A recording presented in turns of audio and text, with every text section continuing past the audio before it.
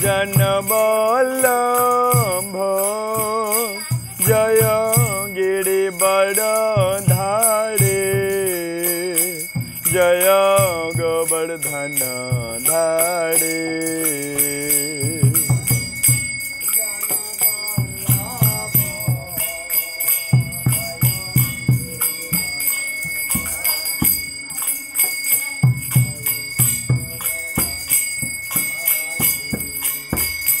जय यशोदानंदन ब्रज जन रंजन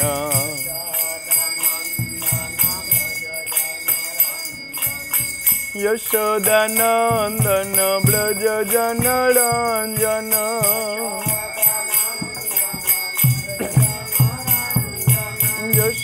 यशोदानंदन ब्रज जन जीवन यमुना तीर वनचारी यमुना तीर कुंज बिहारी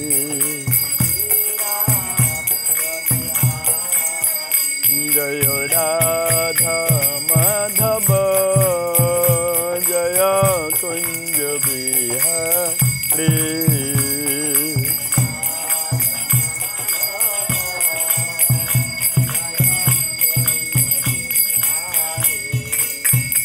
जय श्री कृष्ण चैतन्य प्रभु नित्यानंद श्री अद्वैत गदाधर श्रीवासादि गौर भक्त वृंद। चैतन्य प्रभु नित्यानंद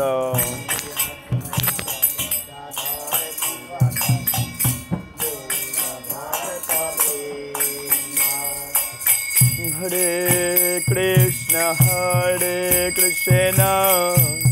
कृष्ण कृष्ण हरे हरे हरे राम राम राम हरे हरे।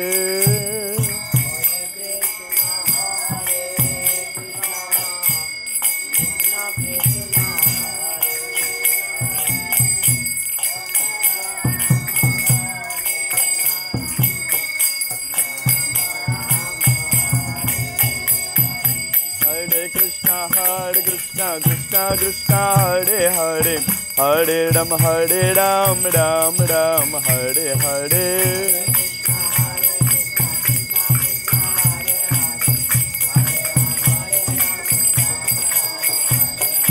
हरे कृष्ण कृष्ण कृष्ण हरे हरे हरे राम राम राम हरे हरे।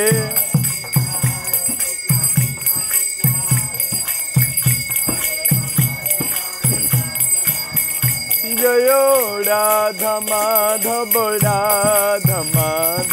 से राधे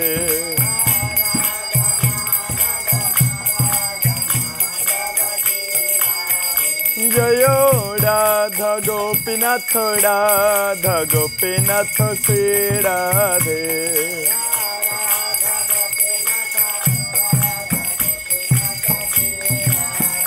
जय राधा गोविंद से राधे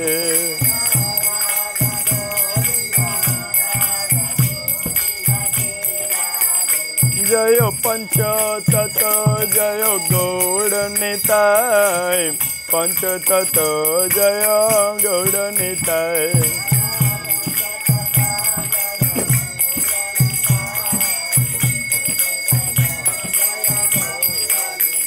जय जगन्नाथ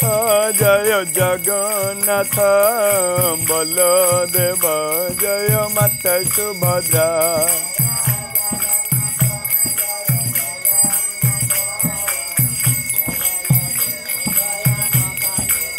जय जय Prabhupada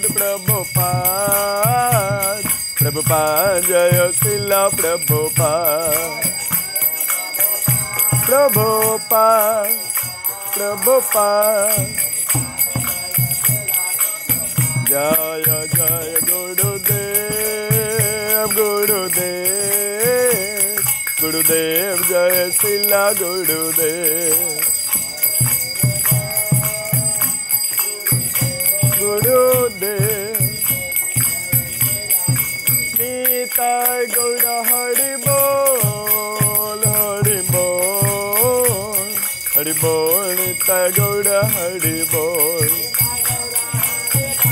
Hari Bol Hari Bol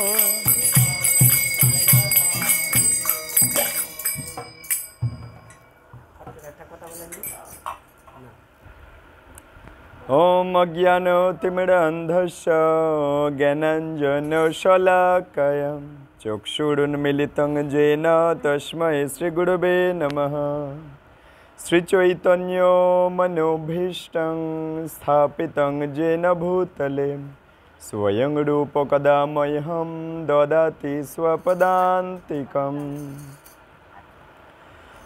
Namayam Vishnupadaya Krishna Pristhaya Bhutale Srimate Bhakti Vedanta Swaminiti Namine Namaste Saraswate Deve Gaurvani Pracharine Nirbishesh Shunyavadi Pashato Deshatarine Vanchakalpotarubhyasya kripa sindhubhyo eva cha patitanang pavanebhyo vaishnavebhyo namo namaha Om Vrindayoy Tulsi Devoy Priyayoy Keshavasya cha Vishnu Bhakti Prade Devi Sattvatte namo namaha He Krishna Karuna Sindhu Dinabandhu Jagatpate Gopesha Gopika Kanto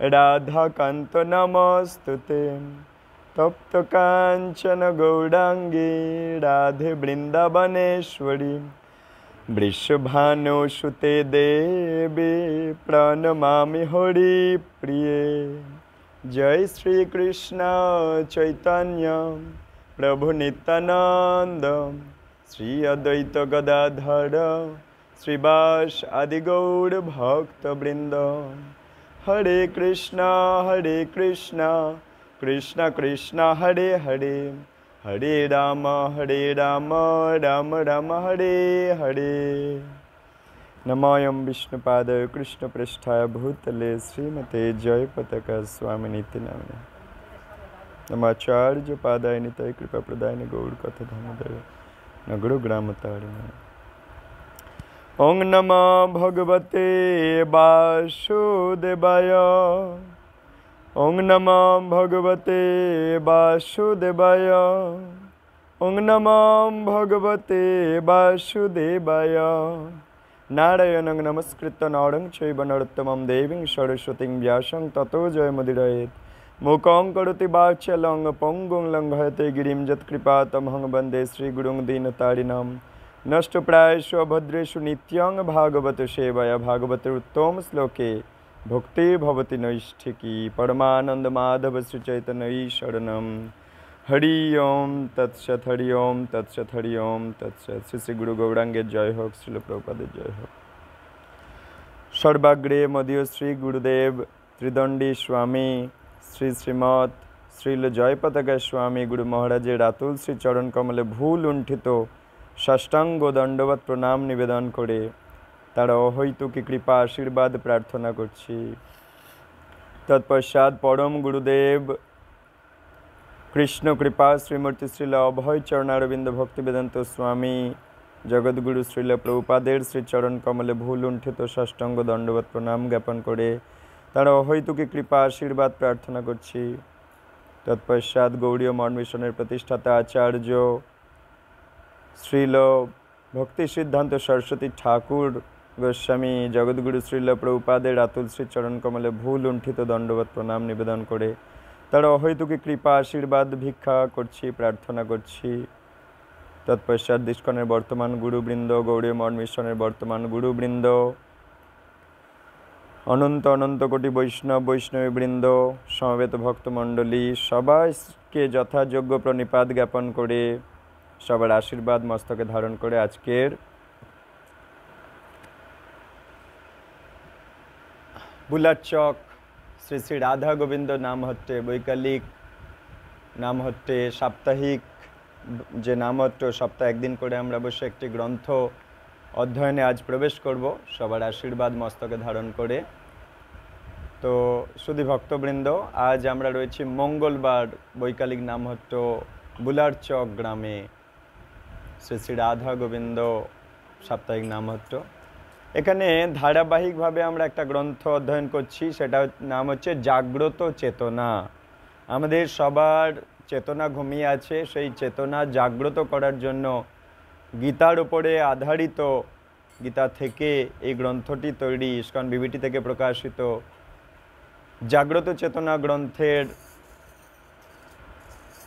4টি খণ্ড আছে। তা প্রথমে ISKCON BBT যে গ্রন্থ বের করেছিল সেটা 1, 2, 3 তিনটে খণ্ডের মধ্যেই সব আছে। তারপরে একটু পুনরায় প্রকাশিত হয়েছে তখন 4টি খণ্ডে ভাগ হয়েছে। তো আমরা সেই সফট কপি ইউজ করছি। 1, 2, 3 টোটাল 3টে খণ্ড পাবো। এখনকার গ্রন্থতে টোটাল 4টে খণ্ড করা হয়েছে। তো বেশ কিছু প্রশ্ন উত্তর পরপর আলোচনা হয়ে গেছে। আপনারা ধারাবাহিকভাবে শ্রবণ করতে চাইলে জাগ্রত চেতনা গ্রন্থের প্লেলিস্টে আপনারা পরপর শ্রবণ করুন। আজকের আমরা প্রবেশ করছি আত্মজ্ঞানের সাধনগুলো কি কি। আত্মজ্ঞানের সাধন, আত্মজ্ঞান অর্থাৎ নিজের পরিচয় জানা। আত্ম মানে নিজে, নিজের আসল পরিচয় হচ্ছে আমি আত্মা। সেই আত্মা সম্বন্ধীয় জ্ঞান, আত্মার সৃষ্টিকর্তা সম্বন্ধীয় জ্ঞান, আত্মার আসল ঘর কোথায় সেই সম্বন্ধীয় জ্ঞান, আত্মা বর্তমানে কোথায় আটকে আছে, কি কষ্ট পাচ্ছে, এই সমস্ত জ্ঞানকে একত্রে বলা হয় আত্মজ্ঞান।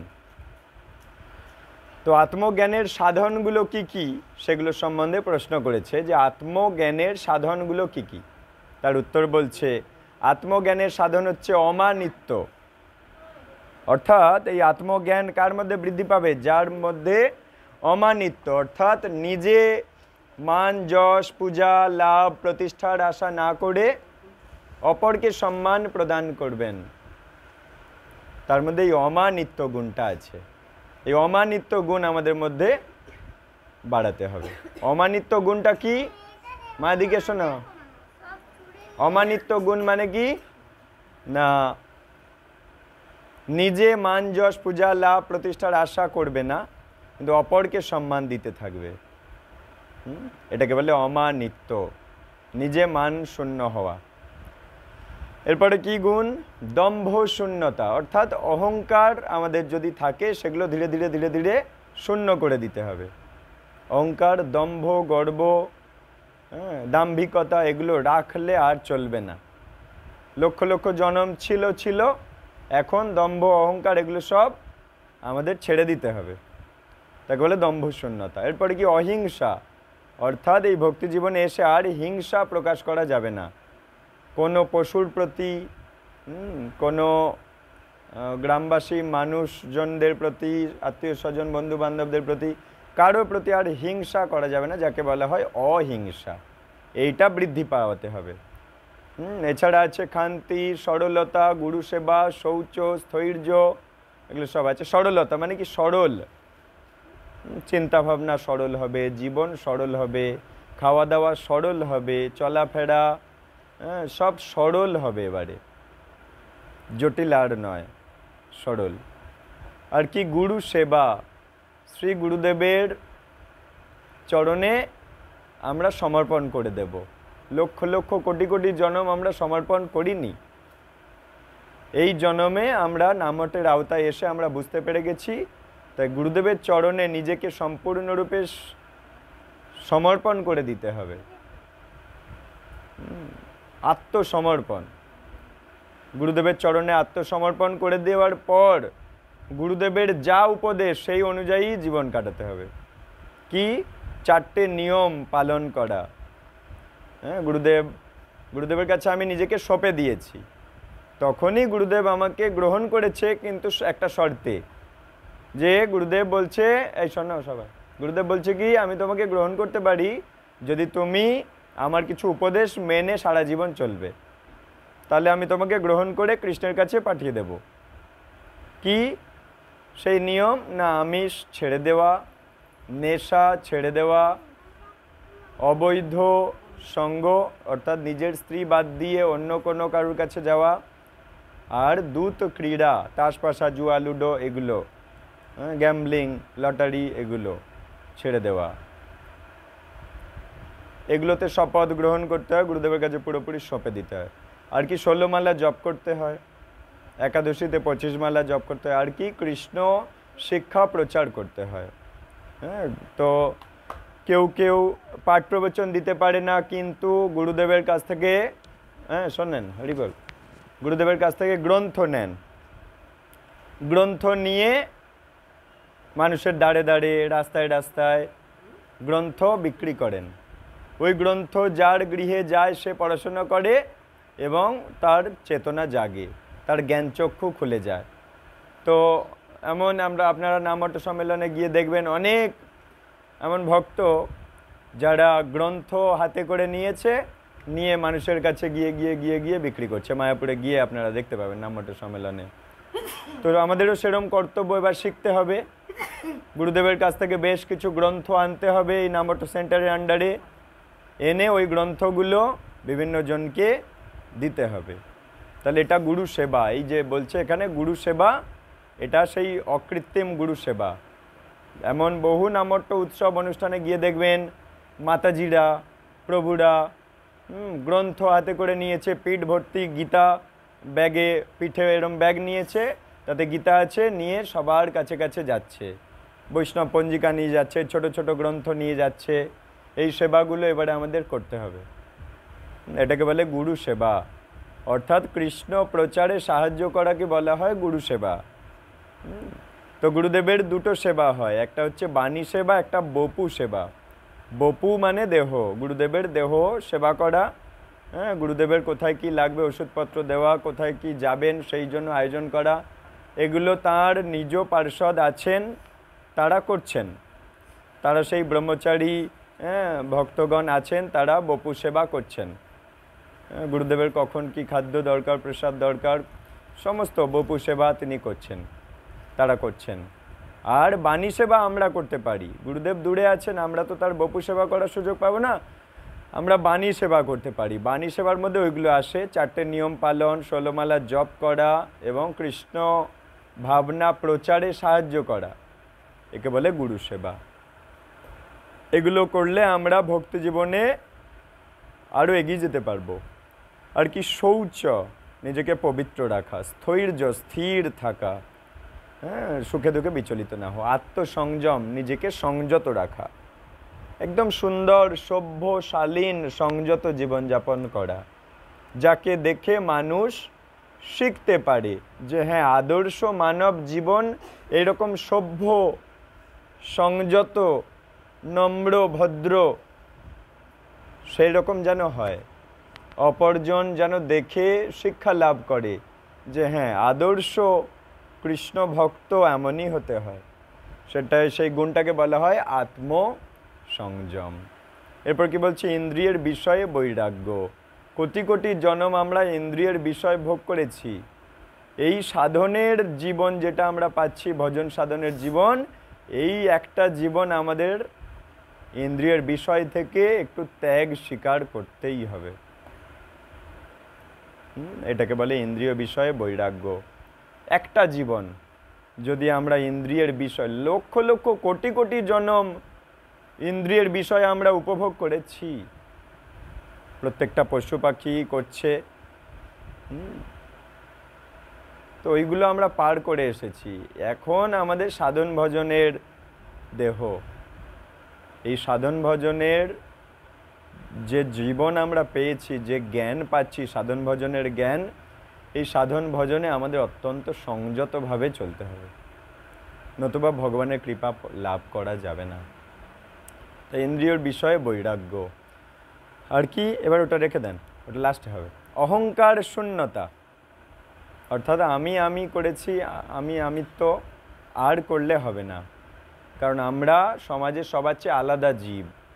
হ্যাঁ, কৃষ্ণ ভক্তরা যারা সদ্গুরু চরণে আশ্রয় নিয়ে জীবন কাটাচ্ছে, তাদের আর অহংকার রাখলে হবে না, অহংকার শূন্য হতে হবে। আর কি, জন্ম মৃত্যু জরা ব্যাধি আসলে যে দুঃখ, আসলে দোষ, এটা দেখতে শিখতে হবে, এটার উপর গুরুত্ব দিতে হবে। জন্ম মৃত্যু বার্ধক্য আর রোগ এগুলো দুঃখ, এগুলো দোষ, এগুলোর উপরে এবার আমার যত্ন নিতে হবে, যাতে করে জন্ম মৃত্যু জরা ব্যাধি থেকে চিরতরে আমি বেরোতে পারি। লক্ষ লক্ষ কোটি কোটি জনম পশু পাখি কীট পতঙ্গ কেউ কিন্তু জন্ম মৃত্যু জরা ব্যাধির ওপরে এর থেকে বেরোনোর জন্য যত্ন নিচ্ছে না। কিন্তু আমরা সদ্গুরু চরণে এসে সেই জ্ঞান পেয়েছি যে জন্ম বারবার বারবার, মৃত্যু বারবার, রোগ বারবার, বার্ধক্য এটা খারাপ জিনিস। কিন্তু বাকি লক্ষ লক্ষ জীব ওরা জানে না, আমরা জেনেছি, তাই ওটা দোষ, ওটা দুঃখ, এটা দেখতে শিখতে হবে। তাহলে আমি এগোতে পারবো, গুরুত্ব দিতে পারবো, তবে ভক্তি জীবনটাকে তবে আরও ভালোভাবে নিতে পারবো। আর যদি ওটাকে অবহেলা করব, তাহলে ভক্তি জীবনকে ভালোভাবে আমরা গ্রহণ করতে পারবো না। আর কি, স্ত্রী পুত্র আদিতে আসক্তি শূন্যতা। লক্ষ লক্ষ কোটি কোটি জনম, প্রত্যেকটা পশু পাখির একটা করে সংসার আছে।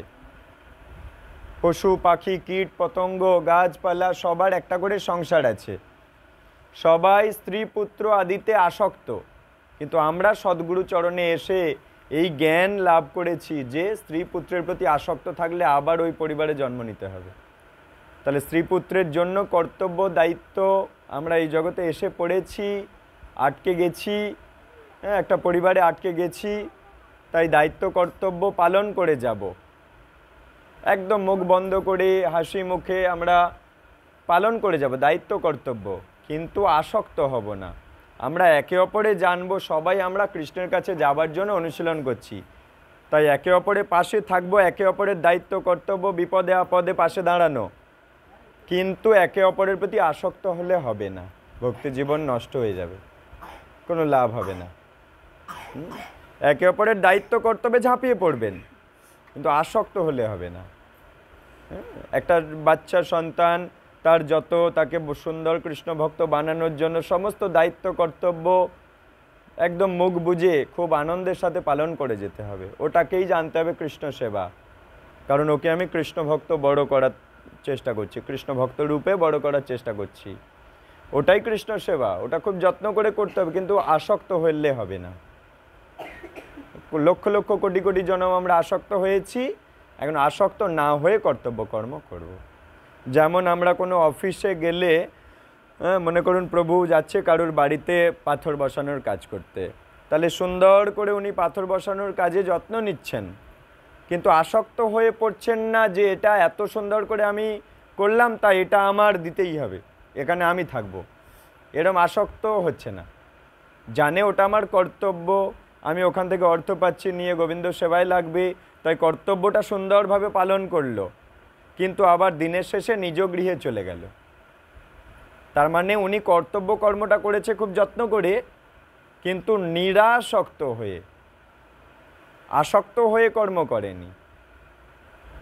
এইটা বোঝার বিষয়। একইভাবে আমরা গৃহে থাকব, স্ত্রী পুত্র সন্তান আদি পিতা মাতা সব থাকবে, সবাই একে অপরের প্রতি দায়িত্ব কর্তব্য পালন করব, কিন্তু আমরা সবাই এই জ্ঞান পেয়ে দায়িত্ব পালন করব যে আমরা কৃষ্ণ ভক্ত, আমরা কৃষ্ণের দাস, কৃষ্ণের কাছে আমিও যেতে চাই, উনিও কৃষ্ণের, আমিও কৃষ্ণের, আমার ছেলেও কৃষ্ণের, সবাই আমরা কৃষ্ণের, কৃষ্ণকে কেন্দ্র করে জীবন কাটাবো, একে অপরের প্রতি আসক্ত হয়ে যাব না, সেটা এখানে বলছে।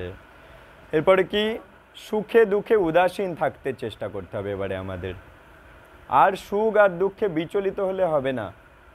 এই নামট্ট জীবন, ভক্তি জীবন, সদ্গুরু চরণের কৃষ্ণ ভক্ত, আমরা খাঁটি কৃষ্ণ ভক্ত যদি আমরা হতে চাই, তাহলে সুখে দুঃখে উদাসীন থাকতে হবে।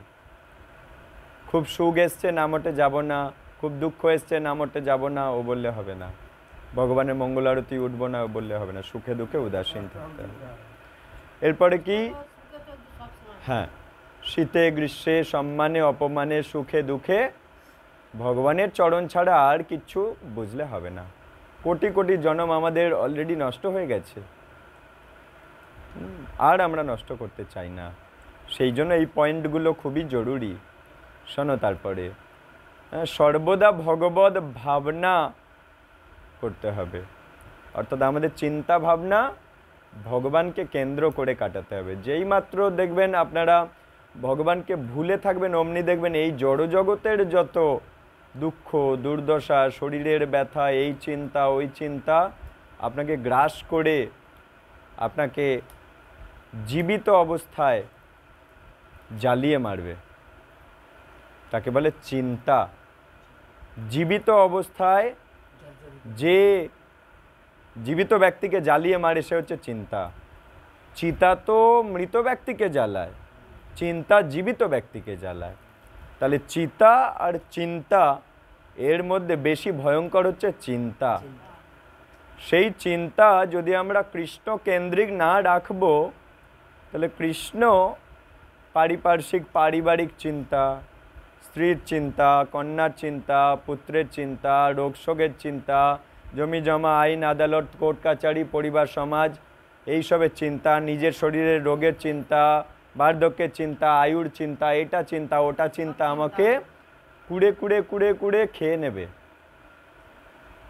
তাই চিন্তা ভাবনাটার মধ্যে কৃষ্ণ কেন্দ্র করে দিতে হবে। তাহলে এই চিন্তারূপী জ্বলন্ত অগ্নি থেকে আমরা বাঁচতে পারবো, এছাড়া কোনো উপায় নেই। তাই এখানে বলছে সর্বদা ভগবত ভাবনা।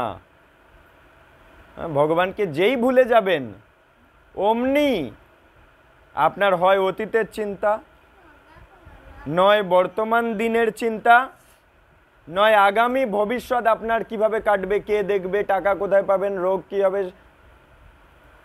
এই চিন্তা আপনাকে পুড়িয়ে মারবে। আসবেই প্রত্যেককে।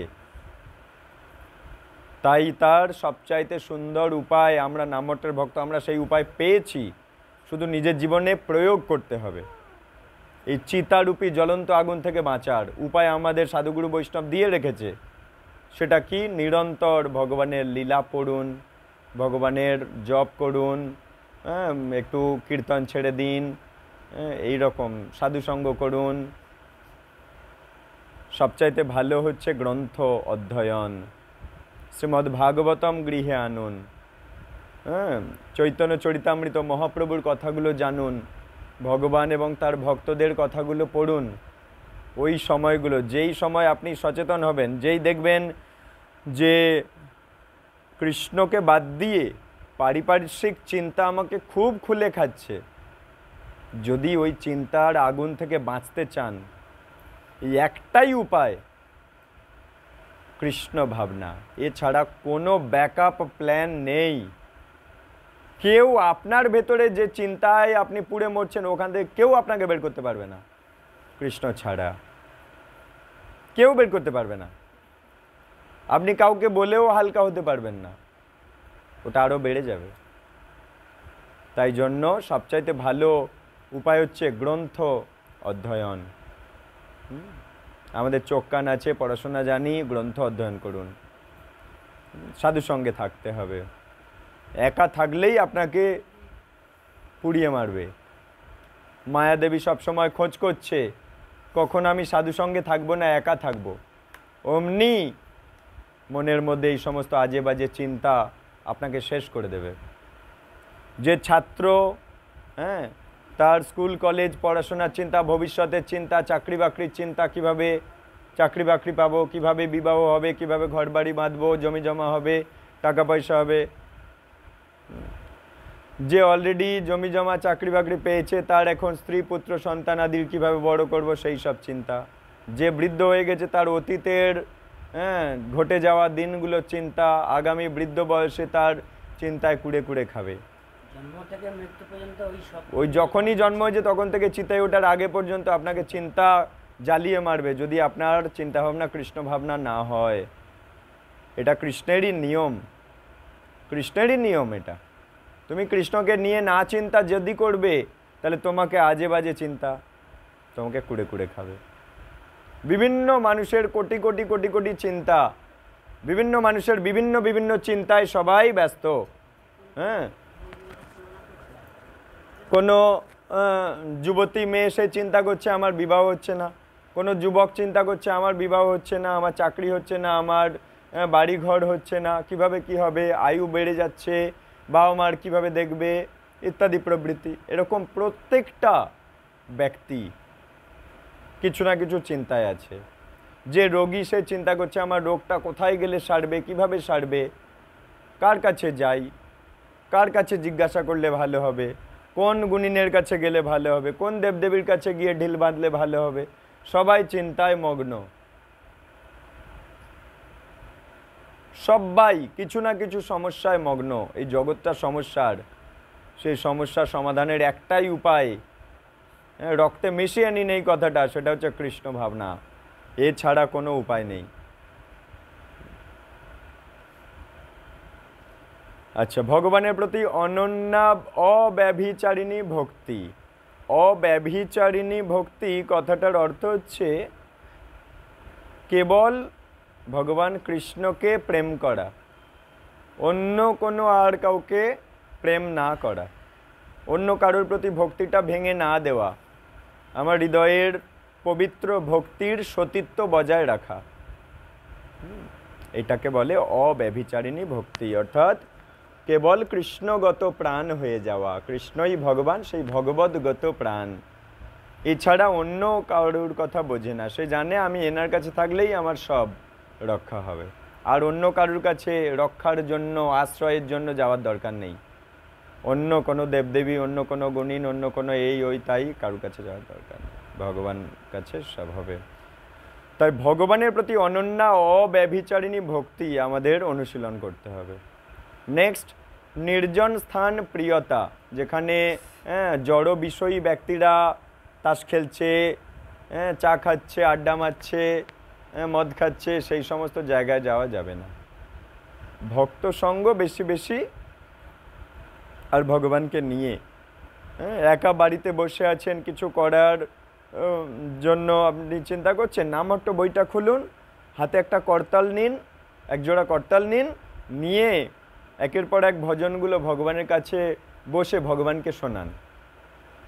দেখবেন ওই মুহূর্তে, একদিন করে দেখুন, ওই মুহূর্তে যে আপনি অপ্রাকৃত আনন্দ শান্তি লাভ করবেন, দুনিয়ায় এতদিন কোনোদিন আপনি ওই শান্তি পাননি। নামট্ট বইটা খুলুন, করতাল নিন, অবসর টাইম আছে, আপনার মনে হচ্ছে আপনার মনে প্রচণ্ড চিন্তা কুড়ে কুড়ে খাচ্ছে, আপনি করতাল বাজাতে পারেন না, শুধু নামট্ট বইয়ের ভজনগুলো, লাইনগুলো কবিতার মতো তাই হলেও পড়ুন। বা চিন্তা করুন ক্লাসে কি কি হয়েছে, যে পড়াশোনাও জানে না সে চিন্তা করুক ক্লাসে কি কি হয়েছে, ভগবানের নিয়ে চিন্তা করুক। এছাড়া সত্যিই আমাদের বাঁচার কোনো উপায় নেই, চিন্তা থেকে এছাড়া কোনো উপায় নেই।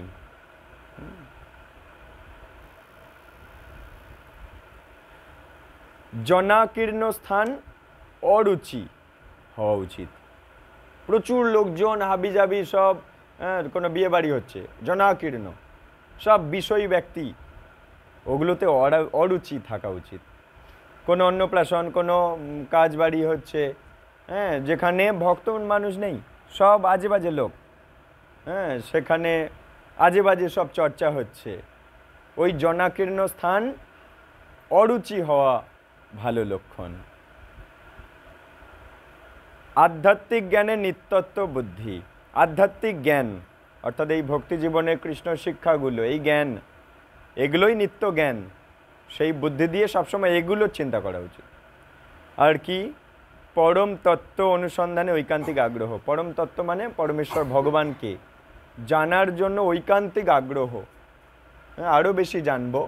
এই রাধাষ্টমী আসছে, রাধারানীর লীলা মহিমা বলে গ্রন্থ আছে, দুটো পার্টে, ওই গ্রন্থ কিনুন, রাধাষ্টমীতে রাধারানীর লীলা মহিমা অধ্যয়ন করুন, রাধারানী কে, তার দিব্য লীলাগুলো জানার চেষ্টা করুন। জন্মাষ্টমী গেল, ভগবানের জন্ম কথাগুলো, ভগবানের লীলাগুলো জানার চেষ্টা করুন। তাহলে আপনার চেয়ে সুখী ব্যক্তি এই জগতে আর কেউ হবে না। এর বিপরীত যা কিছু সবই অজ্ঞান, আর ওই অজ্ঞান আমাদেরকে কষ্ট দেবে। এরপরের প্রশ্ন হচ্ছে, তাহলে আত্মজ্ঞানের সাধনগুলো কি কি আমরা আলোচনা করলাম, বা জ্ঞান কি কি সেগুলো আমরা আলোচনা করলাম, যেগুলোই হচ্ছে মূল জ্ঞান। এখন আমরা আলোচনা করব জ্ঞেয় কি। জ্ঞানের বিষয়কে জ্ঞেয় বলে।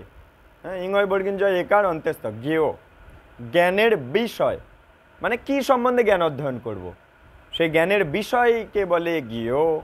সেই জ্ঞেয় বস্তু জীবাত্মা, অনাদি এবং ভগবানের আশ্রিত, তাকে বলা হয় ব্রহ্ম। আত্মার আরেক নাম ব্রহ্ম। তা জড় জগতের কার্যকারণের অতীত। এই জড় জগতে যা কিছু ঘটছে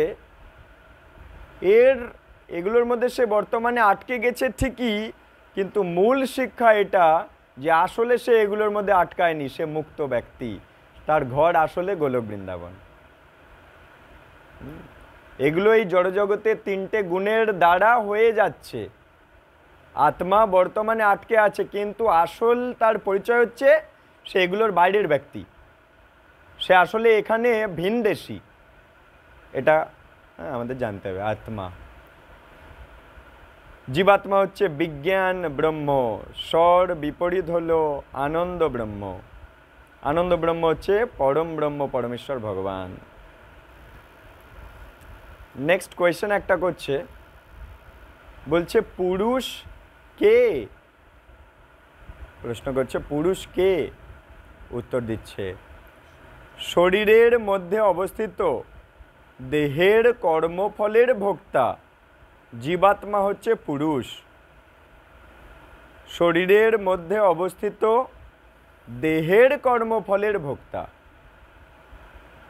দেহের মধ্যে অবস্থিত দেহের কর্মফলের ভোক্তা হচ্ছে জীবাত্মা, সে হচ্ছে পুরুষ। দেহে অবস্থিত জীবাত্মা হচ্ছে ক্ষেত্রজ্ঞ। ক্ষেত্রজ্ঞ দুটো হয়, যে এই ক্ষেত্র বা শরীর সম্বন্ধে জানে, সে এক জীবাত্মা, এক পরমাত্মা। জীবাত্মা কেবল একটা শরীর সম্বন্ধে জানে, পরমাত্মা সব শরীর সম্বন্ধে জানে। তাই জীবাত্মাকে বলে গৌণ ক্ষেত্রজ্ঞ, পরমাত্মাকে বলে মুখ্য ক্ষেত্রজ্ঞ। তাই বলছে দেহে অবস্থিত জীবাত্মা ক্ষেত্রজ্ঞ, এবং আরেকজন ক্ষেত্রজ্ঞ হচ্ছেন পরমাত্মা। পরমাত্মা জীবাত্মা দুজনাই পরম পুরুষ ভগবানের ভিন্ন প্রকাশ। জীব হচ্ছে তার শক্তি তত্ত্ব, পরমাত্মা কৃষ্ণের অংশ প্রকাশ, স্ব অংশ প্রকাশ, স্বয়ং প্রকাশ। জড়া প্রকৃতি আর জীব দুটোই, জড়া প্রকৃতি আর জীব উভয়ই নিত্য। জড়জগতের সৃষ্টির পূর্বে তাদের অস্তিত্ব ছিল, জড়জগতের সৃষ্টির আগে আত্মার অস্তিত্ব ছিল। পরমেশ্বর ভগবান থেকে জড়া প্রকৃতি প্রকাশিত হয়েছে, কিন্তু জীবাত্মা ভগবানের উৎকৃষ্ট শক্তি সম্ভূত। আত্মা হচ্ছে ভগবানের উৎকৃষ্ট শক্তি থেকে তৈরি, আর এই জড়জগৎ নিকৃষ্ট শক্তি থেকে তৈরি। চিন্ময় জগৎ উৎকৃষ্ট শক্তি থেকেই তৈরি। তাই জীবাত্মা হচ্ছে এটা মাঝের একটা শক্তি, যাকে বলে তটস্থা শক্তি। জীবাত্মা হচ্ছে ভগবানের তটস্থা শক্তি, তটে অবস্থান করছে, তাই তটস্থা। চাইলে জড়জগতে থাকতে পারবে, চাইলে চিন্ময় জগতে থাকতে পারবে, তার স্বাধীনতা আছে। বর্তমানে আমরা জড়জগতে, আমরা চাইলে সেই ভগবত ধামে যেতে পারবো। আমরা প্রত্যেকে যদি চাই যে আমি ভগবত ধামে যেতে চাই, তাহলে সেই অনুযায়ী ভগবানের উপদেশ মেনে জীবন কাটাতে হবে। একটু পিছনে সরে যান বা ওকে সামনে দিয়ে দেন, এখানে চলে এসো।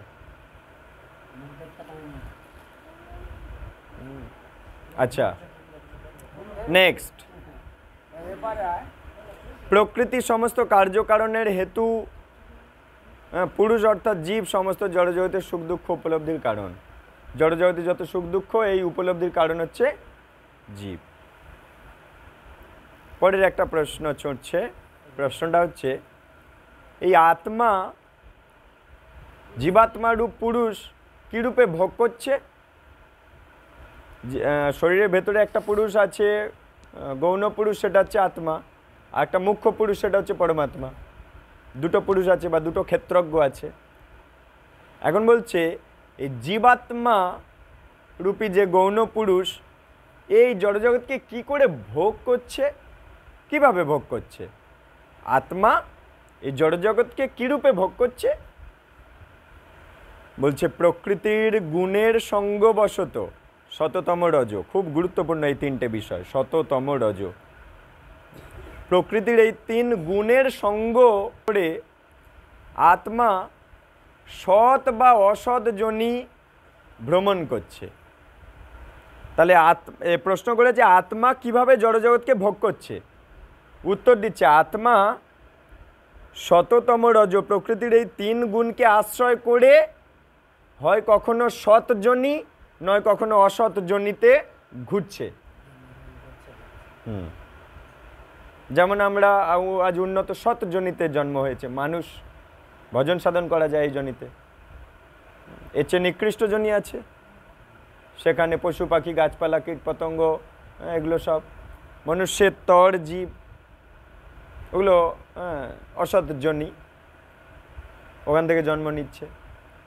তাহলে আত্মা শততম রজ, এই তিন গুণকে আশ্রয় করে এই জড়জগতে ভ্রমণ করছে।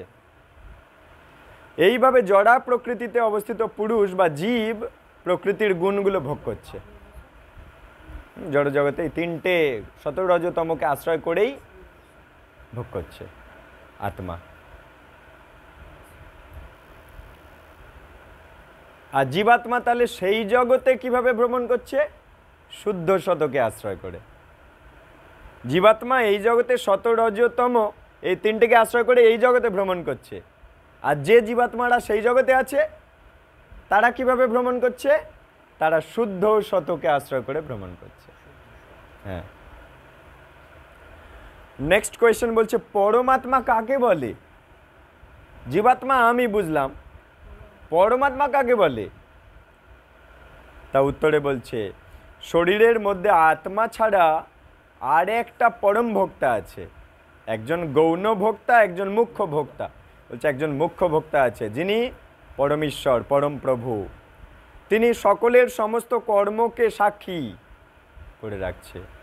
কে আমরা কোন দিন কোথায় কি করেছি, কোন মুহূর্তে কোন টাইমে কোন বেলাতে কোন পক্ষে, কে আমরা কোনটা ভালো কাজ কোনটা খারাপ কাজ করেছি, সাক্ষী রূপে একজন লোক এখানে আছে।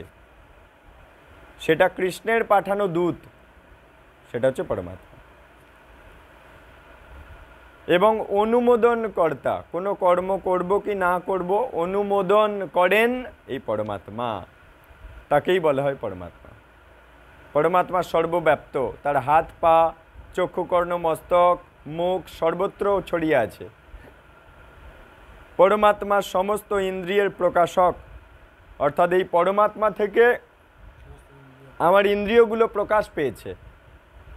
চোখ, কান, নাক, জিভ, ত্বক, এগুলো কি ছিল? একটা ডিম্বাণু, মায়ের গর্ভে ডিম্বাণু, তাতে চোখ, কান, নাক, জিভ, ত্বক কি ছিল?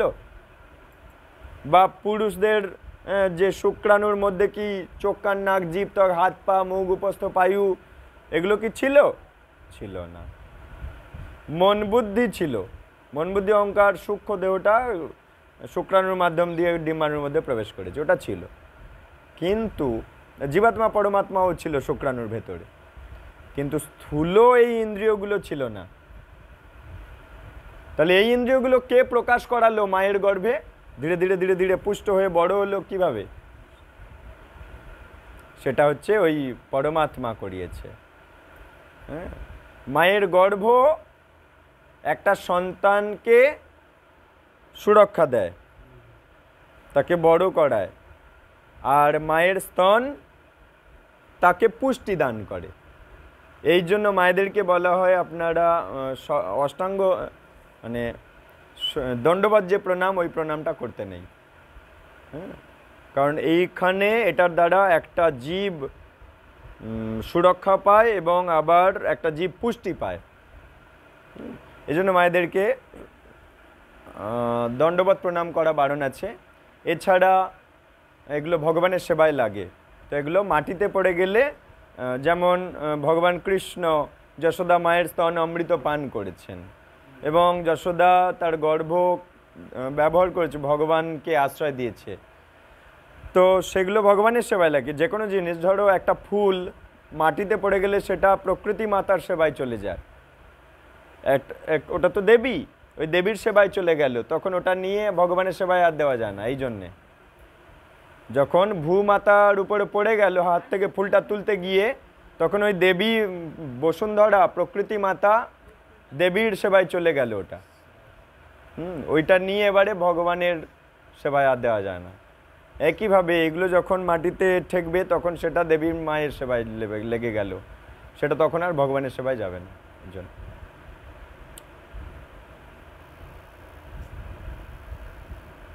পরমাত্মা সমস্ত ইন্দ্রিয়কে প্রকাশ করিয়ে দেন, তথাপি তিনি সমস্ত ইন্দ্রিয়ের বর্জিত, ইন্দ্রিয়ের বাইরের তিনি, ইন্দ্রিয়ের ঈশ্বর তিনি।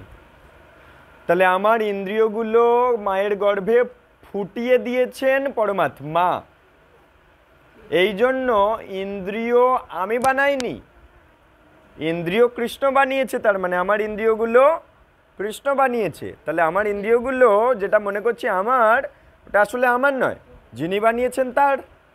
এই জন্য তার সেবায় লাগাতে হবে, সেটাকে বলে সভ্যতা। কিন্তু ইন্দ্রিয়গুলোকে আমার নয়, তবু আমার সেবায় লাগাচ্ছি, চোখ দিয়ে আমি কোনো আনন্দ উপভোগ করছি আমার নিজের খুশির জন্য। সেখানে ভগবান নেই, ধর্ম নেই, শাস্ত্র নেই, ওইগুলো অসভ্যতা, অভদ্রতা, ওগুলো পাপ।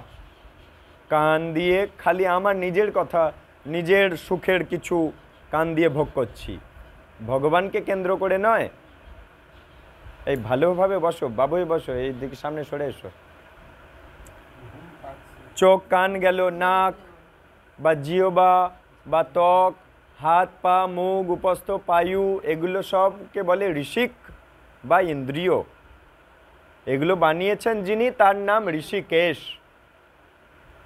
তাহলে ঋষিকেশ নামটা কেন এসছে না, সমস্ত ইন্দ্রিয়ের যিনি মালিক তার নাম ঋষিকেশ। ভগবানের আরেক নাম ঋষিকেশ। প্রশ্ন করতে পারে, কেউ প্রশ্ন করতে পারে ঋষিকেশ কেন ভগবানের আরেক নাম বলো তো?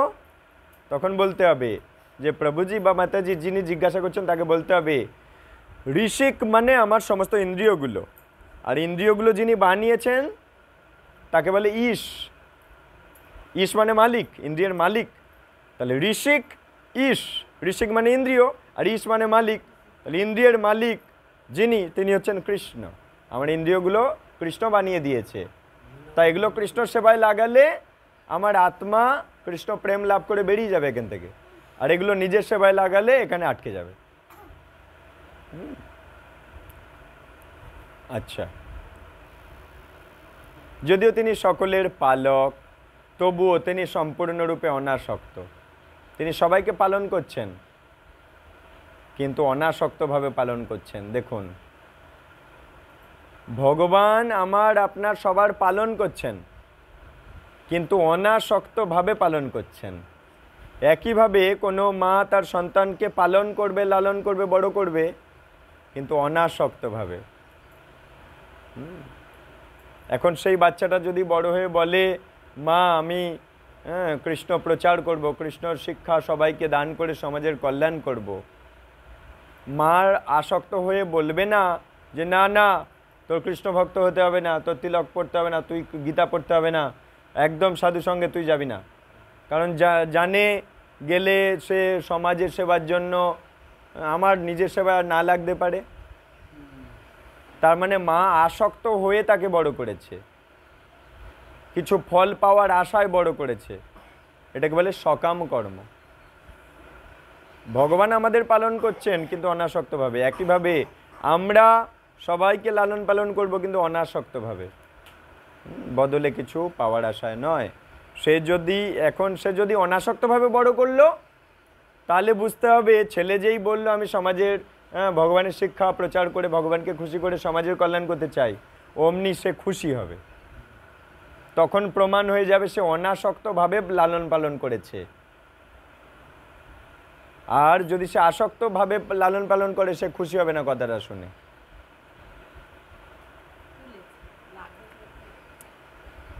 আচ্ছা, এরপর তিনি জড়া প্রকৃতির গুণের অতীত, শততম রজ 3 শেকলের বাইরে, তথাপি তিনি সমস্ত গুণের মালিক। তার থেকে উদ্ভূত হয়েছে সমস্ত চরাচর বিশ্ব। তিনি জড় ইন্দ্রিয়ের অগোচর, অভিজ্ঞ। জড় ইন্দ্রিয় দিয়ে অগোচর মানে আমরা দেখতে পাবো না তাকে, এবং তিনি অভিজ্ঞ। তিনি বহু দূরে অবস্থিত হয়েও সকলের অত্যন্ত নিকটে আছে, অর্থাৎ সবচাইতে দূরে আছে আবার সবচাইতে কাছে আছে। যদি বলি এই মুহূর্তে প্রভুকে আমি যদি জিজ্ঞাসা করি, প্রভু আমার সবচাইতে কাছে কে আছে, ইনি ইনি ইনি কে আছে আমার সবচাইতে কাছে, আপনি কি দেখতে পাচ্ছেন? সবচাইতে কাছে কে বসে আছে? না, বাইরে থেকে দেখে বলবে ইনি কাছে বসে আছে। কিন্তু আমার কাছে কে বসে আছে? আমার শরীরের ভেতরে আছি আমি, আত্মা। ওই আত্মার থেকে অনেক দূরে ওনার আত্মা আছে, কিন্তু আত্মার জাস্ট কাছেই পাশেই বসে আছে পরমাত্মা। আত্মাটা তো আমি। ওনার যদি কৃষ্ণ শিক্ষা থাকে তাহলে উনি আত্মার কথা চিন্তা করবেন, পরমাত্মা তার পাশেই বসে আছে চিন্তা করবে। আর যদি কৃষ্ণ শিক্ষা না থাকে তাহলে উনি দেহ চিন্তা করে বলবে ওই তো দেহের পাশে আরেকটা দেহ, এই দেহটা কাছাকাছি আছে। এটা অজ্ঞানতা। আর আত্মা চিন্তা করা, পরমাত্মা চিন্তা করাটাই জ্ঞানতা।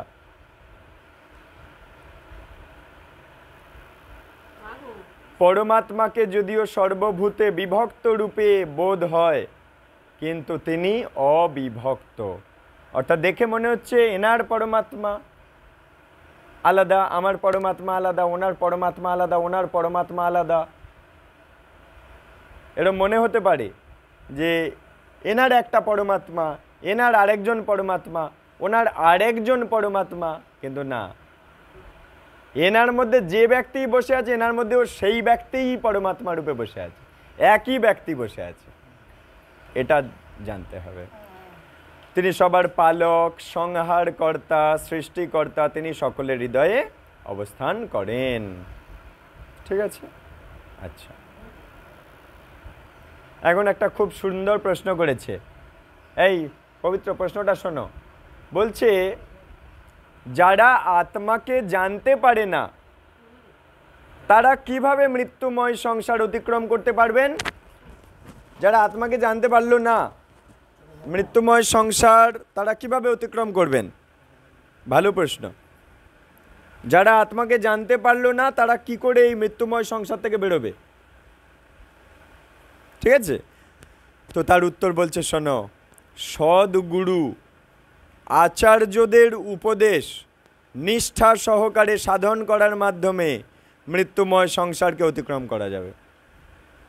অনেকে হয়তো আত্মা সম্বন্ধে বুঝতে পারলো না, জানতে পারলো না, সুযোগ হলো না, তাহলে কি তার মৃত্যুময় সংসার থেকে বেরোনোর কোনো অধিকার নেই, উপায় নেই? এই দুঃখের জগৎ থেকে বেরোনোর অধিকার সবার আছে। বলছে তার উপায়টা কি হবে? যে আত্মা সম্বন্ধে বুঝতে পারলো না, জানতে পারলো না, বলছে সদ্গুরু আর আচার্য, সদ্গুরুদেবের উপদেশ নিষ্ঠার সাথে মেনে চলুক, তাহলেই বেরিয়ে যাবে। আত্মা সম্বন্ধে হয়তো জানতে পারলো না, বুঝতে পারলো না, পড়াশোনা জানে না বা কানে শুনতে পেল না, তাহলে যার কান খারাপ তাহলে সে কি আর মৃত্যুময় সংসার থেকে বেরোতে পারবে না? বলছে গুরুদেবের উপদেশটা সে নিজের জীবনে পালন করে যাক, 4টে নিয়ম আর 16 মালা জপটা করে যাক, ব্যাস। কানে শুনতে পারে না, তাই আত্মা সম্বন্ধে ক্লাস হলো কিন্তু সে তো শুনতে পায়নি। শুনতে না পেলে বুঝবে কি করে? তার উপায় কি? না, গুরুদেবের উপদেশটা মেনে চলুক, গুরুদেব তার পারাপার করে দেবে। এটা খুব সুন্দর একটা প্রশ্ন। নেক্সট কোয়েশ্চেন বলছে সমস্ত ভূতের সৃষ্টি হয় কি করে? ভালো প্রশ্ন। সমস্ত ভূতের সৃষ্টি হয় কি করে? বলছে জীব, কাছাকাছি হলে আর একটু ভালো অডিওটা ক্লিয়ার আসে। ওদিকে ফ্যানের অনেক আওয়াজ আসছে, না থাক, গরম হবে। শোনো, জীব জড়া প্রকৃতি আর পরা প্রকৃতির সমন্বয়। সে চাইলে দুটো জায়গায় থাকতে পারে। এই সমন্বয় ভগবানের ইচ্ছার মাধ্যমেই হয়। ভগবান মহত্তত্ত্বে বীজ প্রদান করেন। বীজ মানে আত্মা। তার ফলে অসংখ্য ব্রহ্মাণ্ডের প্রকাশ হয়েছে। এই মহত্তত্ত্বকেও ব্রহ্ম বলা হয়। এই মহত্তত্ত্বরূপ ব্রহ্মের গর্ভে পরম পুরুষ ভগবান জীবাত্মাদেরকে সঞ্চারিত করে দিয়েছেন। মানে জড়জগৎকে বলে মহত্তত্ত্ব। এই জড়জগৎরূপী বুদ্বুদ বা ব্রহ্মাণ্ড এটাকে বলে মহত্তত্ত্ব। গোল গোল বুদ্বুদগুলো কারণোদকশায়ী বিষ্ণুর রোমকূপ থেকে যে তৈরি হচ্ছে এটাকে বলে মহত্তত্ত্ব। এই মহত্তত্ত্বের মধ্যে ভগবান দৃষ্টির দ্বারা জীবাত্মারূপী বীজ দিয়ে দিয়েছে। যেমন কোনো পুরুষ মানুষ যৌন ক্রিয়ার দ্বারা জীবাত্মাকে মাতৃগর্ভে সঞ্চারিত করেন, কিন্তু ভগবানের ওই রকম ব্যাপার না। ভগবানের সব ইন্দ্রিয় দিয়ে সব ইন্দ্রিয়ের কাজ হয়। ভগবান চোখ দিয়ে আত্মা এই মহত্তত্ত্বরূপী বুদ্বুদের জড় ব্রহ্মাণ্ডের ভেতরে আত্মা কোটি কোটি কোটি কোটি অনন্ত কোটি কোটি আত্মা প্রবেশ করিয়ে দিয়েছেন। হ্যাঁ, এটা আমাদের বুঝতে হবে। আচ্ছা, মহত্তত্ত্ব যে বুদ্বুদটা জড়জগৎ ব্রহ্মাণ্ড, এর নাম মহত্তত্ত্ব। এটা 24টা উপাদান, সব কটা হচ্ছে মহৎ ব্রহ্ম নামক জড়া প্রকৃতি বা জড়া শক্তি। এটা 24টা উপাদান দিয়ে তৈরি জড়জগৎটা। 24টার সবগুলোই হচ্ছে জড়া শক্তি, যা ভগবানের নিকৃষ্টা শক্তি, জড়া প্রকৃতির শক্তি। হ্যাঁ, যেমন ডিম্বাণুটা জড় বস্তু। শোনো, যেমন ডিম্বাণুটা, মায়ের গর্ভের ডিম্বাণুটা জড় বস্তু, ওতে প্রাণ নেই, কিন্তু যখন একটা আত্মা ওর মধ্যে প্রবেশ করেন তখন প্রাণ আসে। একইভাবে এই জড় ব্রহ্মাণ্ডটা 24টা উপাদান দিয়ে তৈরি, কিন্তু জড় বস্তু। কিন্তু ভগবান যেই দৃষ্টি নিক্ষেপ করলেন অমনি অনেক অনেক আত্মা সব এর মধ্যে ঢুকে গেল, আর সেই আত্মাগুলো আর চলাফেরা করছে, হাঁটা হাঁটা চলাফেরা সব করছে। হ্যাঁ, একটা পাখি উড়ে যাচ্ছে, ওই সব আত্মা। ওই দেহটা জড় বস্তু, কিন্তু আত্মাটা ওই জড় বস্তুরূপী পাখির দেহের মাংসটাকে উড়িয়ে নিয়ে যাচ্ছে, আত্মা ছাড়া হবে না। তো ভগবান ইক্ষণের দ্বারা বীজ প্রদান করেছেন এই জড়জগৎ। ইক্ষণ মানে দৃষ্টির দ্বারা, ঠিক আছে? আচ্ছা, পরম পুরুষ ভগবানের ইচ্ছার প্রভাবে জড়া প্রকৃতি সেই পরা প্রকৃতিতে মিশ্রিত হয়েছে। জড়া প্রকৃতিতে সমস্ত জীবের জন্ম হয়েছে। হ্যাঁ, জড়জগতে আত্মার জন্ম হলো। হ্যাঁ, আচ্ছা, ভগবান যে আত্মাগুলো জড়জগতে দিয়ে দিলেন, ওই আত্মাগুলোর আসল ঘর তাহলে কোথায়? ভগবত ধাম। কিন্তু ভগবান ওই আত্মাগুলোকে নিয়ে জড় জেলখানার মধ্যে দিয়ে দিলেন। কেন? কারণ ওদেরকে সংশোধন করাবেন বলে, ফিল্টার করাবে, শিক্ষা দেবে বলে, সভ্য বানাবে বলে আমাদেরকে। যেমন কোনো বাবা মা তার সন্তান দেখছে খুব অবাধ্য, হ্যাঁ, সেই জন্য কড়া মাস্টারমশাইয়ের কাছে গুরুগৃহে পাঠিয়ে দেয় ছেলেকে। কেন না, ওই হোস্টেল বা গুরুগৃহ ওগুলোতে সে কড়া শাসনে থাকলে বাবা মা আশায় আশায় বসে আছে একদিন আমার ছেলেটা সভ্য হয়ে বাড়ি ফিরবে। নাও হতে পারে, কিন্তু বাবা মা চেষ্টা করলো, বাবা মার কষ্ট হচ্ছে তাকে ছেড়ে থাকতে, তবুও বাবা মা সেখানে পাঠিয়ে দিল কড়া টিচারের হাতে। কড়া মাস্টারমশাই তাকে শাসন করে, হ্যাঁ, তাকে মানুষ করুক এটা বলে এলো যে তোমার কাছে দিলাম, আমার ছেলেটা খুব অবাধ্য, তুমি ওকে মানুষ করো। এবং কিছু বছর পর যখন ও ফিরবে আমি চাই ও সভ্য, নম্র, ভদ্র, সুশীল, একটা শালীন, হ্যাঁ, সুন্দর আমার সন্তান রূপে বাড়ি ফিরুক। আমি আশায় আশায় বসে আছি আমার ছেলেটা বাড়ি ফিরুক। কিন্তু তেমন হতে পারে, নাও হতে পারে। যেমন গুরু দ্রোণাচার্যের কাছে পাঠিয়েছিল তো 100 ছেলে, কৌরবদের আবার পাণ্ডবদেরও পাঠিয়েছিল। গুরু একই, গুরু গৃহ একই, কিন্তু শিক্ষা একই, কিন্তু শিক্ষা লাভ কিন্তু সবাই সমানভাবে করেনি। একইভাবে ভগবান ইক্ষণের দ্বারা এই জড়জগতের মধ্যে দেবী দুর্গা টিচারের আন্ডারে আমাদের সবাইকে দিয়ে দিয়েছে। আর ভগবান আশায় আশায় বসে আছে, দুর্গার হাতে দিয়েছি, উনি ভালো নামকরা টিচার, হ্যাঁ, দরকার হলে প্যাঁদাবে, আবার আদর দেওয়ার হলে আদর দেবে, কিন্তু মূল কথা মানুষ করে দেবে। ভগবান সেই আশায় আশায় বসে আছেন, আমরা কবে সভ্য হব, সুন্দর হব।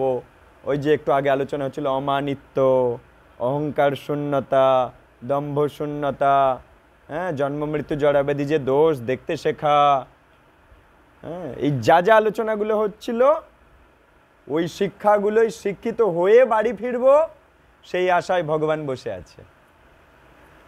এখন ফিরতে পারি না ফিরতে পারি, হ্যাঁ, কিন্তু ভগবান আশায় বসে আছেন, তার জন্য গীতার জ্ঞান দিচ্ছেন। তাহলে বাবা মা বাড়িতে বসে আছে কিন্তু আশায় বসে আছে, এদিকে মাস্টারমশাইয়ের টাকা পাঠাচ্ছে, ছেলে কি খাবে টাকা পাঠাচ্ছে, সব কিছু বইপত্র কিনে কিনে পাঠিয়ে দিচ্ছে, জামা কাপড় কিনে কিনে পাঠিয়ে দিচ্ছে, হ্যাঁ, তার স্কুল ব্যাগ পাঠিয়ে দিচ্ছে, যা যা দরকার পাঠিয়ে দিচ্ছে। একইভাবে আত্মাকে ভগবান এখানে দিয়েছে দেবী দুর্গার আন্ডারে, কিন্তু এদিকে অক্সিজেন, আলো, বায়ু, বাতাস থেকে শুরু করে গীতা, গঙ্গা, তুলসী মহারানী, সাধু, সদ্গুরু থেকে শুরু করে, শাস্ত্র থেকে শুরু করে, মন্দির থেকে শুরু করে, বিগ্রহ থেকে শুরু করে, প্রসাদ থেকে শুরু করে, ধাম থেকে শুরু করে, হরি নাম থেকে শুরু করে, সব রকম যেগুলো সভ্য রূপে ফেরার জন্য, পবিত্র হয়ে ফেরার জন্য পবিত্র বস্তু কিন্তু কৃষ্ণ পাঠিয়ে দিচ্ছে ব্যাকগ্রাউন্ডে। আছি আমরা দেবী দুর্গার আন্ডারে, কিন্তু ব্যাকগ্রাউন্ডে কৃষ্ণ ওগুলো পাঠাতে থাকছে। আর এই আশায় বসে আছে আমরা কবে বাড়ি ফিরব। এইটা হচ্ছে মূল শিক্ষা। নেক্সট কোয়েশ্চেন, জীব কখন ত্রিগুণের দ্বারা আটকে পড়ে? ত্রিগুণ, তম, রজ, সত, তিনটে শেকল। এই শেকলের মধ্যে আত্মা কখন বাঁধা পড়ে যায়, আটকে যায়? প্রশ্ন করেছে। উত্তর দিচ্ছে, জীবাত্মা যখন জড়া প্রকৃতির সংস্পর্শে আসে তখন সে এই ত্রিগুণের দ্বারা আটকে যায়। যেমন রাত্রে কোনো ইঁদুর মারা আঠা পেতে দেওয়া হয়েছে, এখন প্রশ্ন করছে ইঁদুর কখন ওই আঠায় জড়িয়ে পড়ে?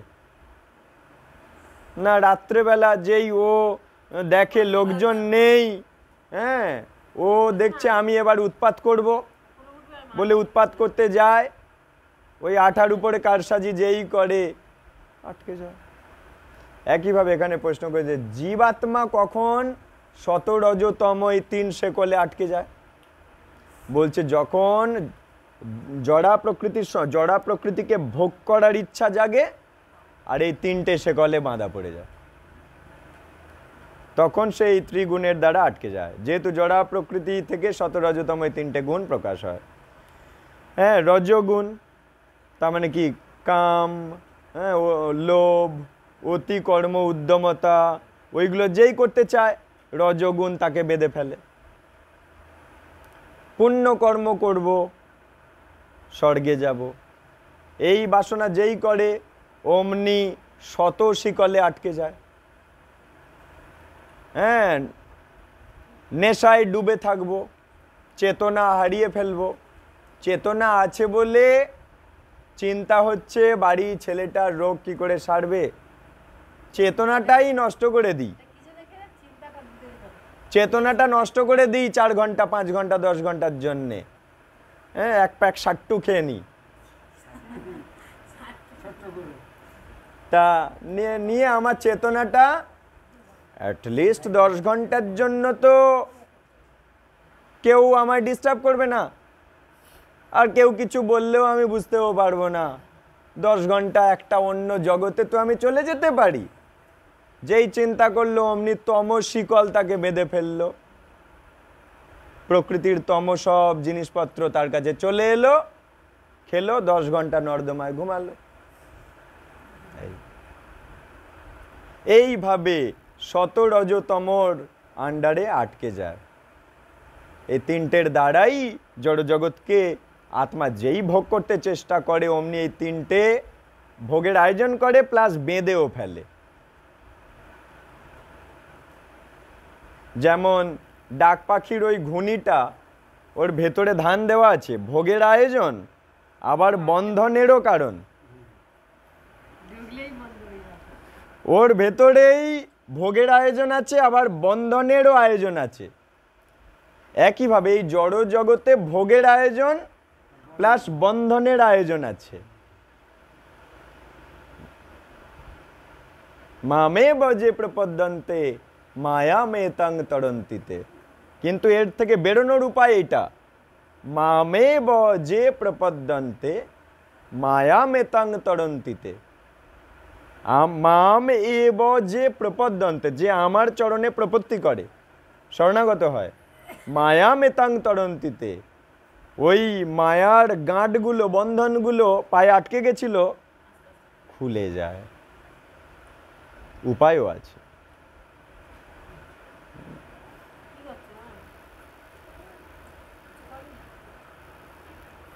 Next question. আচ্ছা, বুঝলাম তিনটে শেকল। এখন প্রশ্ন করছে কোন শেকল কিভাবে আটকায়? প্রশ্নটা এরকম, কোন গুণ কিভাবে জীবকে আবদ্ধ করে দেয়? কোন গুণ মানে কোন শেকল কিভাবে জীবাত্মাকে আটকে দেয়? তাহলে কোন শেকল? তম শেকল আত্মাকে কেমন ভাবে আটকায়, রজ শেকল আত্মাকে কেমন ভাবে আটকে দেয়, আর শত শেকল আত্মাকে কেমন ভাবে আটকে দেয়? বলছে শোনো, শতগুণ আত্মাকে কি বোঝায় জানো? বোঝায় আমি সুখী। এই প্রকার সুখ আসক্তির দ্বারা আমি জ্ঞানী হব, আমি সুখী হব, আমি পবিত্র থাকব, আমি ধর্মকর্ম করব, পুণ্যকর্ম করব, সমাজসেবা করব, এগুলো শেখায়। আর এগুলোর জালে জড়িয়ে যায়। আমি কৃষ্ণ সেবা যেই বলবে অমনি তো এই তিনটে শেকলের বাইরে, কিন্তু এই তিনটে শেকলের ভেতরে তো কৃষ্ণ সেবা নেই। শত শেকল মানে আমি একটু সুখী থাকবো বাবা, গ্রামে সবাই ভালো বলবে আমাকে, একটু ভালো করে পড়াশোনা করব, ভালো চাকরি বাকরি করব, কারুর অত সাথে পাচে থাকবো না, ভালো থাকবো, খাবো দাবো, ঘুমাবো, পুণ্যকর্ম করব, বইটই কিনে সমাজকে দান করব, লোক বাহবা দেবে, আমার এগুলো ভালো লাগবে, আমি এমনভাবে দিন কাটাতে চাই। এই সেই শত গুণ। এইভাবে ভালো থাকার অভিনয়ে এখানেই অভিনয় করবে, এখান থেকে বেরোতে পারবে না।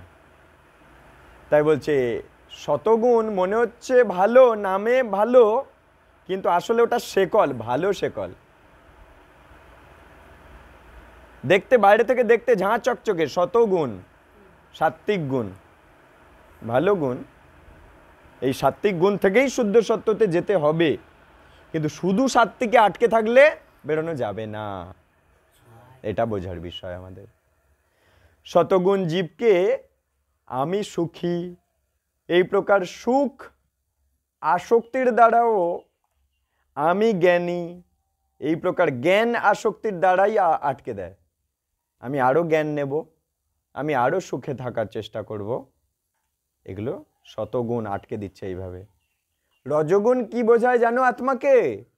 বলছে রজগুণ আত্মাকে বোঝায় আরো বেশি বেশি নিজের জন্য আয়োজন করো, সকাম কর্ম বোঝায় আত্মাকে, আত্মকেন্দ্রিক, স্বার্থকেন্দ্রিক, স্বার্থপর হয়, আরো বেশি স্বার্থপরতা শেখায় রজগুণ।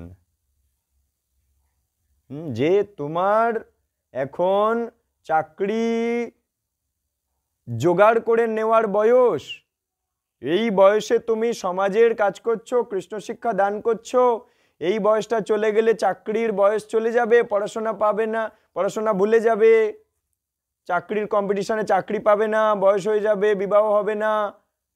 তুমি নিজের কথা এই বয়সে চিন্তা করো, সমাজের কথা চিন্তা করতে হবে না। বুড়ো বয়সে যা করবে করবে, সমাজের কথা চিন্তা। এখন এই বয়সে নিজেরটা গুছিয়ে নাও। এটা হচ্ছে রজগুণ থেকে।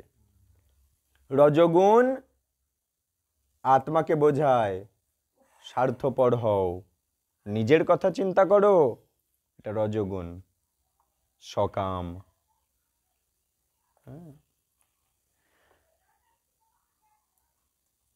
আর তমগুণ কি বোঝায় আত্মাকে? প্রমাদ। সমাজে ভালো হয়ে কি হবে?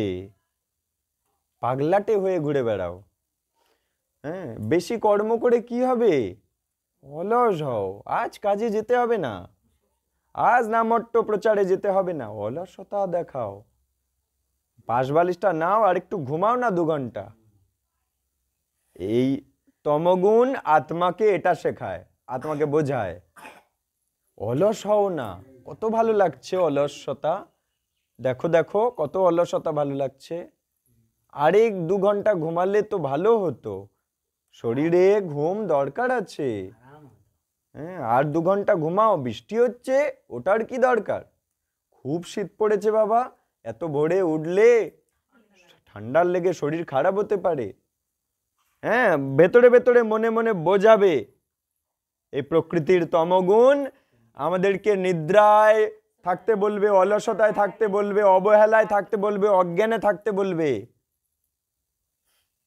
এটা তমগুণ এইভাবে আত্মাকে বাঁধে। হ্যাঁ, প্রমাদ, আলস্য, নিদ্রা, অবহেলার এইগুলো বোঝায় আর আটকে দেয়। আচ্ছা, নেক্সট কোয়েশ্চেন।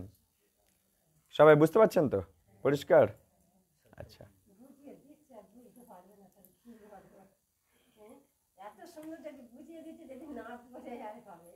আচ্ছা, প্রশ্ন করছে শতগুণী, তমগুণী, রজগুণী কাদের বলে?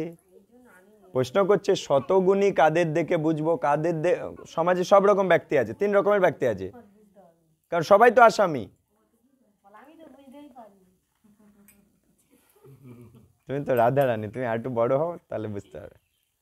আচ্ছা, বলছে সমাজে আমি বুঝবো কি করে কোন ব্যক্তিটা শতগুণী, কোন ব্যক্তিটা রজগুণী, কোন ব্যক্তিটা তমগুণী? আমরা গীতা থেকে অলরেডি অনেক বুঝতে পেরে গেছি, উত্তরটা আলোচনা হলে আরো বুঝতে পারবো। তা বলছে শোনো, প্রকৃতির 3টে গুণের মধ্যে সর্বদা জীবের আধিপত্য বিস্তার করার জন্য পরস্পর প্রতিযোগিতা হয়। জীবের উপর, শোনো শোনো, জীবাত্মার উপরে প্রকৃতির এই 3টে গুণের মধ্যে সবসময় রেষারেষি হয়। শত কখনো তম রজকে ছাপিয়ে ওঠে। যখন আমাদের শরীরে, এই শোনো, যখন আমাদের শরীরে শতগুণ ছাপিয়ে ওঠে, তম রজকে নিচে ফেলে, তখন আমরা মনে হবে রোজ স্নান করি, হ্যাঁ, নখটা কাটি, নখটা পরিষ্কার রাখি, চুল কাটি, শেভিং করি, হ্যাঁ, ইত্যাদি প্রবৃত্তি। পরিষ্কার পরিচ্ছন্ন থাকবো, জ্ঞানী থাকবো, একটু পড়াশোনা করি। হ্যাঁ, তখন সাত্ত্বিক গুণ চাগার দিয়েছে, জানতে হবে। আবার সেই ব্যক্তি দেখা যাবে কখনো কখনো বলছে অনেক তো পবিত্র ছিলাম, অনেক তো জ্ঞান নিলাম, এখন একটু কাম সুখে লিপ্ত হই। তার মানে তখন শত আর তম নিচে পড়ে গেছে, তখন কাম জাগ্রত হয়েছে, তার মানে রজ চাগার দিয়ে উঠেছে। লোভ, যে আমার ব্যাংকে টাকাটা আরেকটু বাড়িয়ে নেওয়া যাক, আমার এই জমিটা কিনে নেওয়া যাক, নিজের কথা চিন্তা করতে লেগে গেছে, তখন তার শরীরে রজ বেড়ে গেছে, তার মানে, বা ক্রোধ হয়ে গেছে, তার মানে জানতে হবে তার শরীরে তখন রজ ব্যক্তিটি বেড়ে গেছে। শত যে ধার্মিক থাকবো, জ্ঞানী থাকবো, ক্রোধ করব না, শান্ত থাকবো, পবিত্র থাকবো, ওগুলো ভুলে গেছে। এখন এই রজোর জিনিসগুলো বেশি বেশি দেখা দিয়েছে, তখন শরীর রজ প্রাধান্য পেয়ে গেছে। আবার কখনো দেখা যায় শত রজ নিচে পড়ে গেছে, তম প্রাধান্য দিয়েছে। অনেকদিন তো ভোরবেলা মন্দিরে মঙ্গল আরতি যাচ্ছি, দুদিন না গেলে কি হবে? কিচ্ছু হবে না। তার মানে জানতে হবে শরীরে তমগুণটা এখন চাগার দিয়েছে। অলস, নিদ্রা, অজ্ঞান, এগুলো। তাই এখানে বলছে প্রকৃতির তিনটে গুণের মধ্যে সর্বদা জীবের উপরে এই তিনটে গুণ সবসময় আত্মার উপরে আধিপত্য বাড়ানোর চেষ্টা করে। প্রতিযোগিতা হয় পরস্পরের মধ্যে, শততম রজ, এই তিনজনের মধ্যে প্রতিযোগিতা হয় কে আত্মার উপরে চাগার দিয়ে বসবে, প্রতিযোগিতা হয়। ইয়েস, জীবের উপর যে গুণের আধিপত্য প্রবল হয় সেই জীবকে সেই গুণ সম্পন্ন বলে ওই মুহূর্তের জন্য। এইভাবে জীবের মধ্যে রজতম গুণকে পরাজিত করে কখনো শতগুণ প্রবল হয়ে যায়, মানে চাগার দিয়ে ওঠে বাংলা কথায়, তখন তাকে বলে সাত্ত্বিক ব্যক্তি। আবার সেই সাত্ত্বিক ধার্মিক ব্যক্তি হয়তো এমন একটা লোভ জেগে গেছে, একটা কিছু চুরি করে বসলো, বাস ধার্মিক ব্যক্তি, সাত্ত্বিক ব্যক্তি, ভালো ব্যক্তি, সমাজের গণ্যমান্য ব্যক্তি। হঠাৎ করে রজগুণ বেড়ে গেছে, একটা বড় কিছু দাও মেরে দিয়েছে। তার মানে ওই তখন সবাই বুঝতে পেরে যায়, সমাজের সবাই, ব্যক্তিটি ধার্মিক হলে কি হবে, ওর মধ্যে লোভ ছিল, ওই লোভ চাগার দিয়েছে, তার মানে রজ। এখন উনি রাজসিক হয়ে গেছেন, আর সাত্ত্বিক নেই, আর সবাই তাকে প্রণাম করে না। এটা এইভাবে জীবের মধ্যে রজতম গুণকে পরাজিত করে কখনো শতগুণ প্রবল হয়ে যায়, জীবের মধ্যে শততমকে পরাজিত করে কখনো রজ প্রবল হয়ে যায়, আবার জীবের মধ্যে শতরজকে পরাজিত করে কখনো তম প্রবল হয়ে যায়। ভালো সাত্ত্বিক ব্যক্তি সে হঠাৎ করে দেখা যাচ্ছে ধর্মপথে ছিল, হঠাৎ করে দেখা যাচ্ছে সে একদিন কোনো মদ খেলো, তার মানে তামসিক হয়ে গেল, তমগুণ।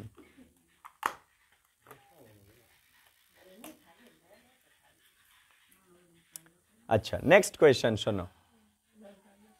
এবার একটা দারুণ প্রশ্ন করেছে, বলছে বিভিন্ন গুণ, শততম রজ বুঝলাম, তিনটে গুণ বুঝলাম, তো এই গুণের প্রকাশ কিভাবে অনুভূত হয়, কোন গুণ শরীরের মধ্যে প্রকাশ পেয়েছে, অনুভূতি হবে কিভাবে? তা শোনো, বলছে দেহের 9টা দ্বার আছে, 9টা দরজা, 2টো চোখ, 2টো কান, 2টো নাক, মুখ, উপস্থ, পায়ু, 6টা, 3-এ 9টা।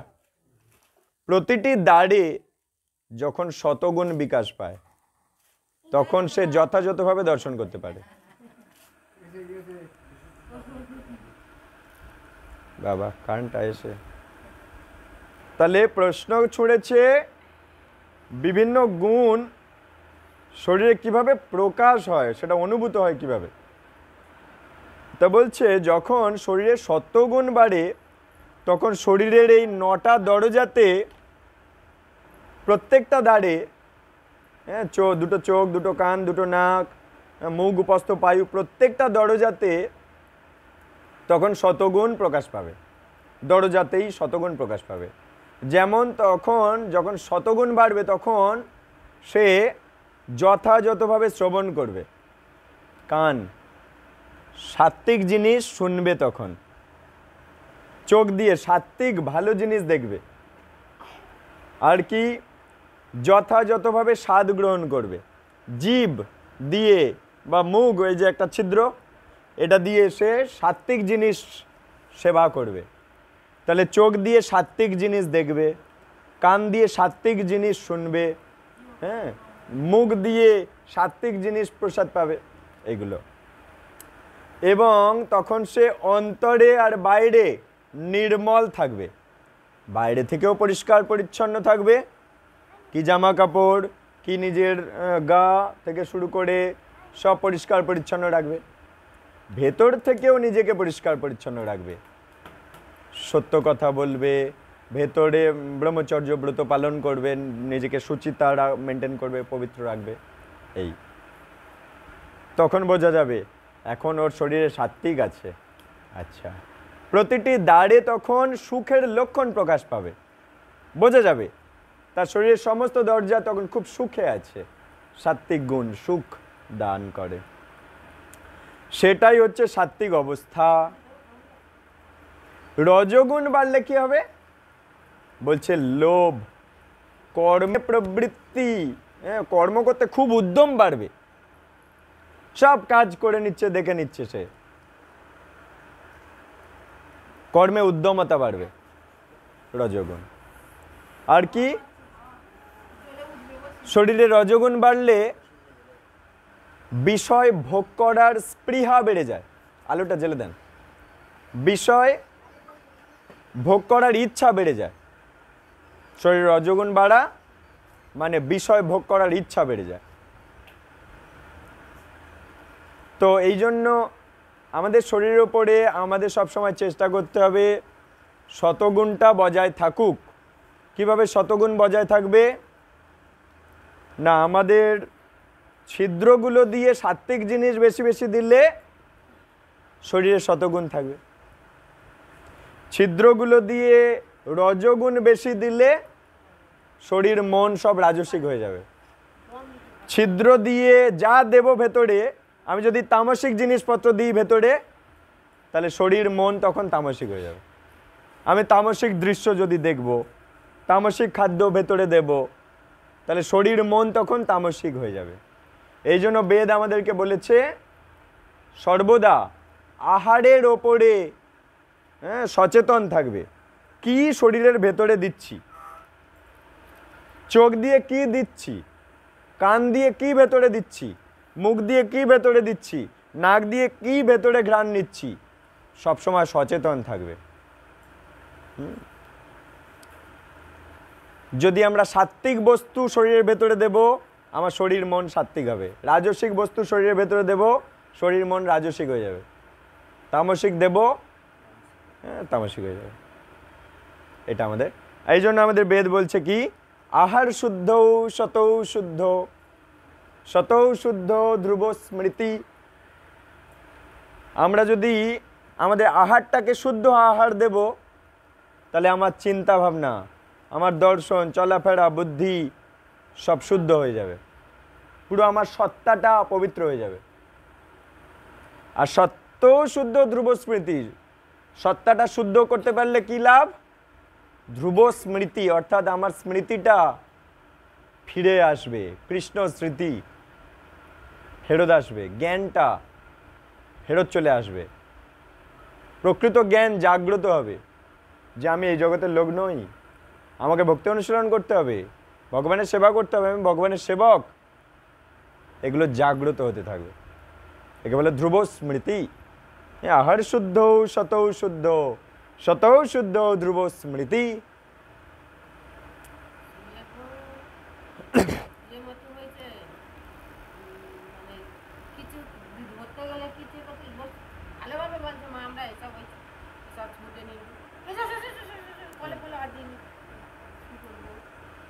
শোনো, শরীরে রজগুণ বাড়লে লোভ বাড়বে, কর্ম করার উদ্যম বাড়বে, বিষয় ভোগ করার স্পৃহা বেড়ে যাবে।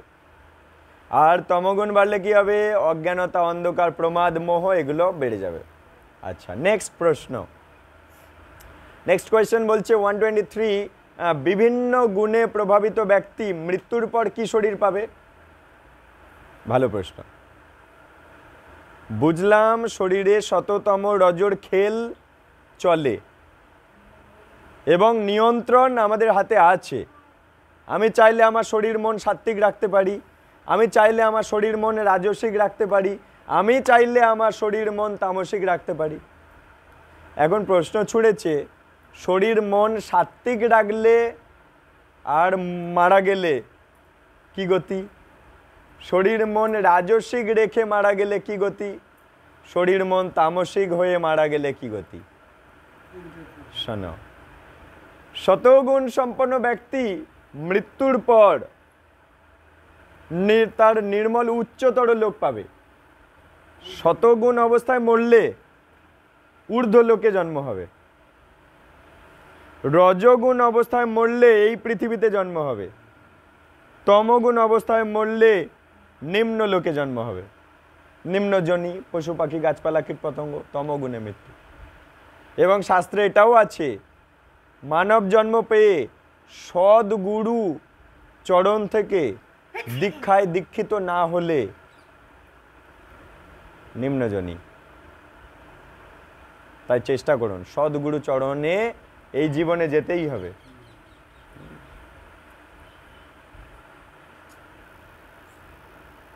নেক্সট কোয়েশ্চেন, বিভিন্ন গুণের কর্মের দ্বারা জীব কি ফল লাভ করে?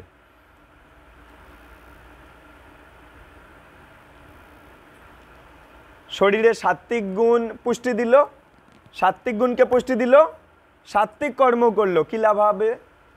বলছে সাত্ত্বিক কর্ম করলে আত্মা পবিত্র হবে। রাজসিক কর্ম করলে কি হবে? আত্মা দুঃখ ভোগ করবে। তামসিক কর্ম করলে আত্মার কি হবে? আত্মা অজ্ঞান হয়ে যাবে, অচেতন হয়ে যাবে। যেমন গাছপালা অজ্ঞান, অচেতন, ওই রকম হয়ে যাবে। তাহলে সাত্ত্বিক গুণে সাত্ত্বিক কর্ম করলে আত্মা পবিত্র হবে, রাজসিক কর্ম করলে আত্মা দুঃখ পাবে। কারণ আবার এই মানব জন্ম, আবার এই মনুষ্যকুলে জন্ম হবে, তার আবার দুঃখ পাবে। আর আত্মা যদি তামসিক কর্ম করে তাহলে আত্মার কি হবে? আত্মা এরপরে অজ্ঞান হয়ে যাবে, অচেতন হয়ে যাবে। এই যে গাছপালার দেহগুলো, তাহলে যারা আজ মদ খাচ্ছে, হ্যাঁ, তারা জ্ঞান আছে কিন্তু জ্ঞানটা নষ্ট করে দিতে চায়। চেতনা আছে কিন্তু চেতনাটা মদ খেয়ে নষ্ট করে দিতে চাইছে। বুদ্ধি আছে কিন্তু মদ খেয়ে নির্বুদ্ধির পরিচয় দিচ্ছে। তাহলে যেমন বাসনা সেই অনুযায়ী পরের জীবনে এরপরে গাছপালা হয়ে যাবে আর কষ্ট ভোগ করবে।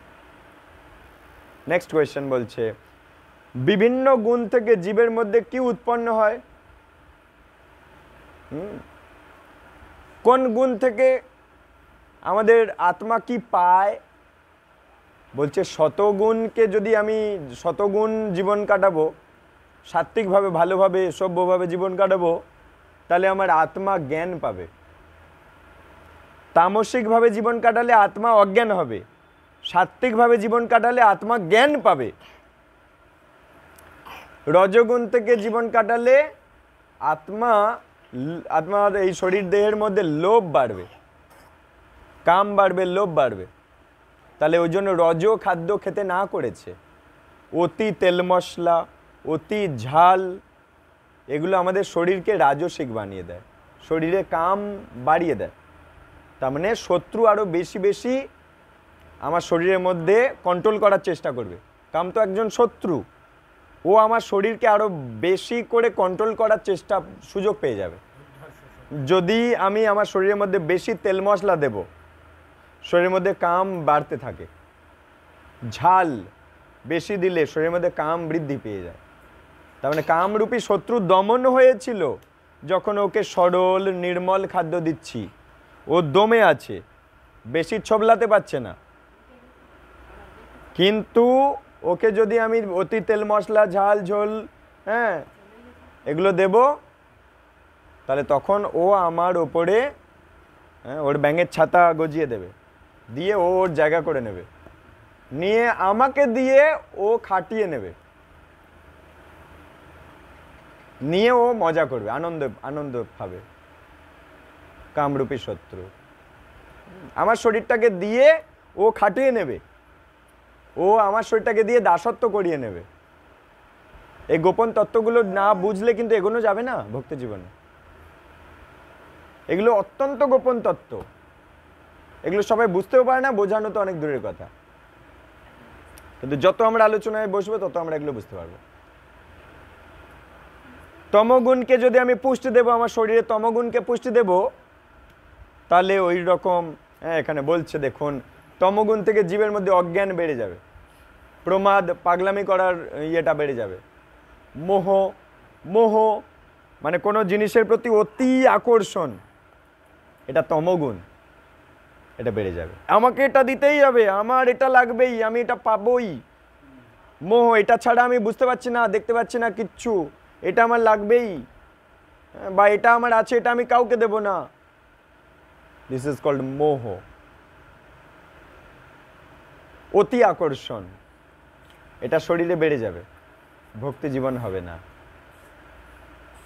এই ভক্তি জীবনে এসে যদি আমরা টাকা পয়সার প্রতি অতি মোহ, একটা পয়সা ছাড়বো না, স্ত্রীর প্রতি অতি মোহ, সন্তান কন্যার প্রতি মোহ, বিষয় আশয় জমি জমার প্রতি মোহ, এই মোহটা তামসিক গুণ, অতি মোহ সব জিনিসের প্রতি। আমার আত্মাকে এই জগৎ থেকে বেরোতে দেবেই না আমরা যদি শরীরের মধ্যে তমগুণকে পুষ্টি দেব। তাই শরীরে তমগুণ আসলে ভগবানের কাছে প্রার্থনা করতে হবে, হে প্রভু, আজ আমার নিদ্রা আমায় কত ক্ষতি করে দিল, অলস হতে ইচ্ছা হলো, বৃষ্টি হচ্ছিল বলে অলস হতে ইচ্ছা হলো, আর দেখো কত ক্ষতি হয়ে গেল। এগুলো ভগবানের কাছে প্রার্থনা করতে হবে আমাদের দিন রাত, তিনি আমাদের এগুলো থেকে বের করতে পারবেন। এরপরের প্রশ্ন বলছে, প্রকৃতির তিনটে গুণে অনুষ্ঠিত কর্মের ফলে জীব কি কি গতি লাভ করে? শতগুণ ব্যক্তি ঊর্ধ্বগতি, আগে আলোচনা হয়েছে। রজগুণ ব্যক্তি এই নরলোক মানে এই পৃথিবীতে জন্ম নেবে। যে ব্যক্তি তার শরীরে তমগুণকে পুষ্টি দিয়ে জীবন কাটাচ্ছে, সে এরপর নরকে যাবে। আচ্ছা, নেক্সট কোয়েশ্চেন বলছে, যিনি প্রকৃতির ত্রিগুণের অতীত, তার লক্ষণ কি কি? শত রজতম তিনটে শেকল। এখন প্রশ্ন করছে, এই জগতে হে কৃষ্ণ ত্রিগুণাতীত ব্যক্তিও তো ঘুরে বেড়াচ্ছে, যারা মুক্ত জীব, যারা বদ্ধজীবকে পথ দেখাচ্ছে, যারা ভক্তি অনুসরণ করে করে তিনটে শেকল থেকে বেরিয়ে গেছে, সেই রকম মুক্ত যে সদ্গুরুদেব, আচার্যরা, শুদ্ধ ভক্তরা, মহাত্মারা, যারা বহু বছর বহু জনম ভক্তি অনুশীলন করার ফলে আজ এই তিনটে শেকল কাটিয়ে উঠে গেছে, তাদের লক্ষণ কীরকম? কেমনভাবে বুঝবো যে তাদের জীবনচরিত কেমন, কথাবার্তা কেমন, শোয়া কেমন, ঘুমানো কেমন, নিদ্রা কেমন, আহার বিহার কেমন, কি করে বুঝবো আমাকে বলো?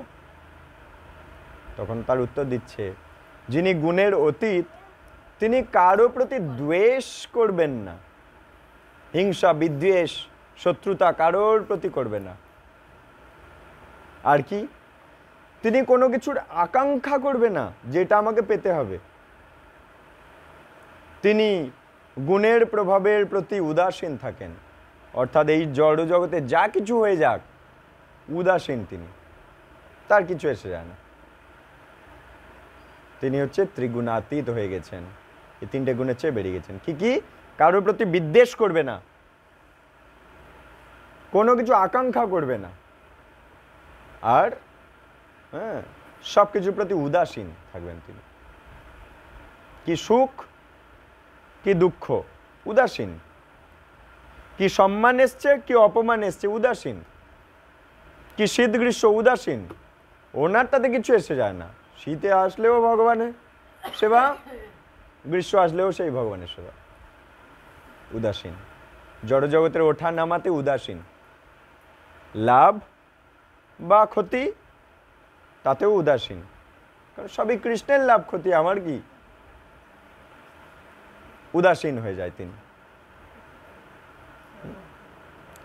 তাহলে কি বলছে, কারোর প্রতি বিদ্বেষ করবে না, কোনো কিছু আকাঙ্ক্ষা করবে না, আর জড়জগতের যত ওঠানামা তাকে বিচলিত করতে পারবে না, সে উদাসীন। আচ্ছা, নেক্সট কোয়েশ্চেন, তার আচরণ কেমন হবে? সেই ত্রিগুণাতীত ব্যক্তির আচরণ এবার কেমন হবে বলো? লক্ষণ বুঝলাম, আমি বলছি আচরণ, তিনি কেমন ভাবে আচরণ করেন একটু বলো, বা বলো তো তার জীবনযাপন কেমন এবং তার কাজকর্ম কেমন বলো। তো হয় কি, প্রথম থেকেই ক্লাসগুলো শোনে না বলে আর লিঙ্ক করতে পারে না, আর ধরতে পারে না, খেই হারিয়ে ফেলে, কারণ গোড়া থেকে কোনো ক্লাসই ও অ্যাটেন্ড করে না। মানে দ্যাট মিন ওর দেহটা এখানে থাকে, কিন্তু ওর মন আমি যে কি বলছি সেটা বোঝার চেষ্টা করে না, যার ফলে যদি ও একটু কান দিয়ে মন দিয়ে বোঝার চেষ্টা করে তাহলে লিঙ্ক পেয়ে যাবে আর ইন্টারেস্টিং হয়ে যাবে, কিন্তু কখনোই ও বোঝার চেষ্টা করে না, যার ফলে আমি কি বলছি, বাবা আছে বকবে, এক্ষুনি উঠে গেলে আমি বকবো, তাই ওর দেহটা বসে আছে, কিন্তু ওর মন দিয়ে ও বোঝার চেষ্টা করছে না, যার ফলে কিন্তু নিজের জীবনের গোড়াতেই নষ্ট করে ফেলছে।